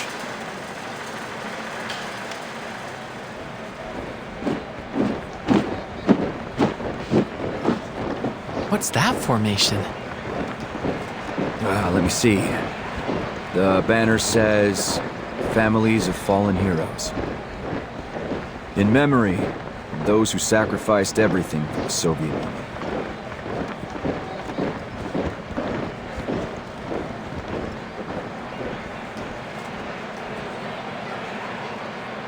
The sacrifices of one generation fuel the achievements of the next. Even if it takes many generations to get there, those dreams may still come true. You gotta put that on a plaque, kid. Come on, don't be so serious. Let's have a little music to lighten the mood. What do you say? Sounds good to me.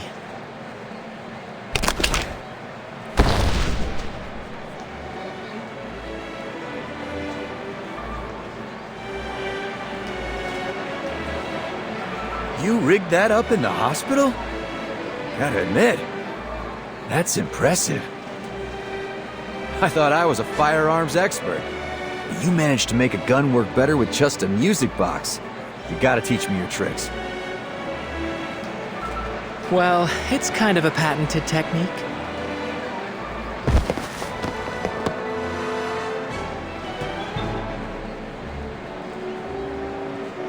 They seem to be getting along well. Typical boys. I still find myself thinking about how Left reacted to this song. I wonder what it means to her. It's a real beauty. The kind of song you might play before you propose to a girl.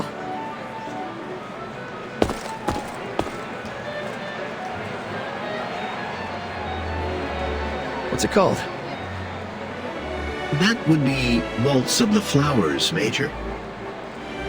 Yeah. Figures it'd be something like that. Can't shake the feeling I've heard it somewhere. No clue where, though. It is a popular song. I wouldn't be surprised if you had heard it before. Nah, it's more than that. It's sticking to me. Like it meant something to me before I lost my memory. Maybe I really did propose to someone with that song. I can only imagine they chose the song then.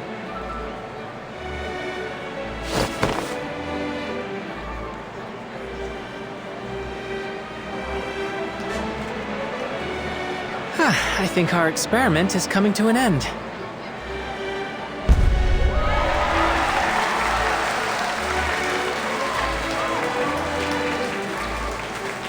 Mama, that's my balloon! Which one? I don't know which one, but where are they going?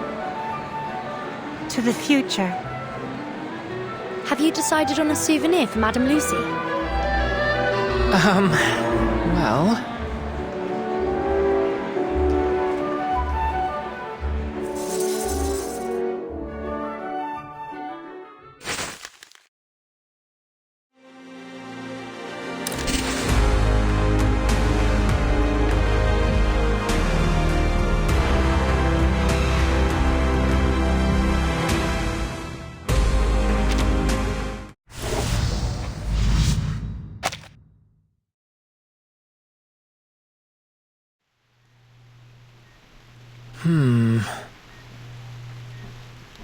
That is unexpected.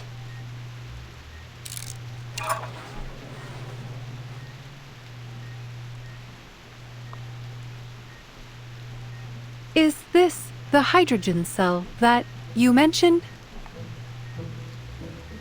It does have a very unique appearance for a power cell, though I take it that this may be a consequence of the alternate technology involved. No, it's not a power cell. Just a talking pocket watch. What a remarkable outcome. The object changed entirely during the transfer. I guess this is another fascinating aspect of the stage. An unaccounted variable, like the butterfly effect. A hydrogen cell turned into a chirper. The science of that alone is worth studying. Don't you think? Indeed. I am immediately curious what effect the stage might have on my own body if I attempted to travel through it. Would my robotic shell change to fit the local culture and technology of the destination just as it did Verton's outfit? Why not give it a try and find out? I can activate it again anytime. It's about time you took a vacation, Madam Lucy. Should you intend to visit again, I will make certain to register you as legal visitors.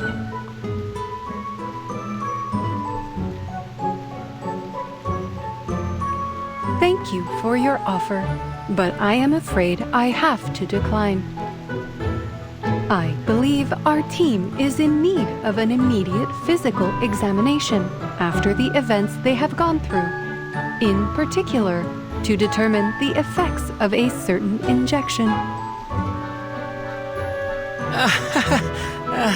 Personally, I'm entirely intrigued by the possibility of keeping this polymer in my bloodstream. Your well-being is top priority in this particular matter, Researcher X. Can we make it short? The stage could change its destination any time. I don't want to ruin Madam Lucy's prospects for a vacation. You'll need a thorough examination, I'm afraid. We can't run the risk that the polymer shifted during travel as well. You can tell Lucy all about our findings while you recuperate at the rehab center. Fine. You're the boss. While I am intrigued by the prospect of traveling, the changing destinations of the stage do not follow fixed patterns. I am willing to roll the dice, as you might say. I'll get X to the rehab center and make sure he stays put. Why don't you spend some time here while you can, Madam Lucy?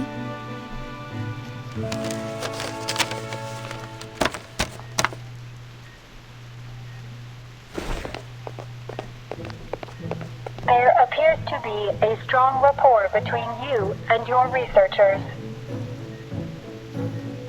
It pleases me to hear you say that. I will take that as a marked improvement of my understanding of humanitarianism. From my cursory reading of Verton's report, I have already learned a great deal about your world. Despite running dozens of simulated scenarios, I still find it hard to pinpoint the divergence between our world's respective technological progression, another fascinating element of scientific discovery. Scientific development is often shaped by the demands of the environment. Perhaps the unique struggles of your world led to a divergence in technological need, just as they did in ours. If I have learned anything from humans, it is that their greatest motivation is and has always been survival. It is admirable, even if it can lead science towards destructive paths. The greatest danger lies in giving up and dwelling in the mistakes of the past. I have lived through many generations of human technology and observed their progress firsthand. Setbacks and disasters are inevitable, but there will always be those willing to take risks to bring about a better world. Innovation is a process that feels in many ways like laying track before a speeding train. Too often, we only see the hazards ahead when it is too late to change course. But as long as humanity survives, they will learn from those harsh lessons and overcome. Analysis. Your theory of human progress bears a strong resemblance to the process of natural selection. Perhaps so. But the random dictates of genetic mutation are a much slower process. I have seen human innovation leapfrog eons of natural development within a single generation. I am excited to see where they will go next.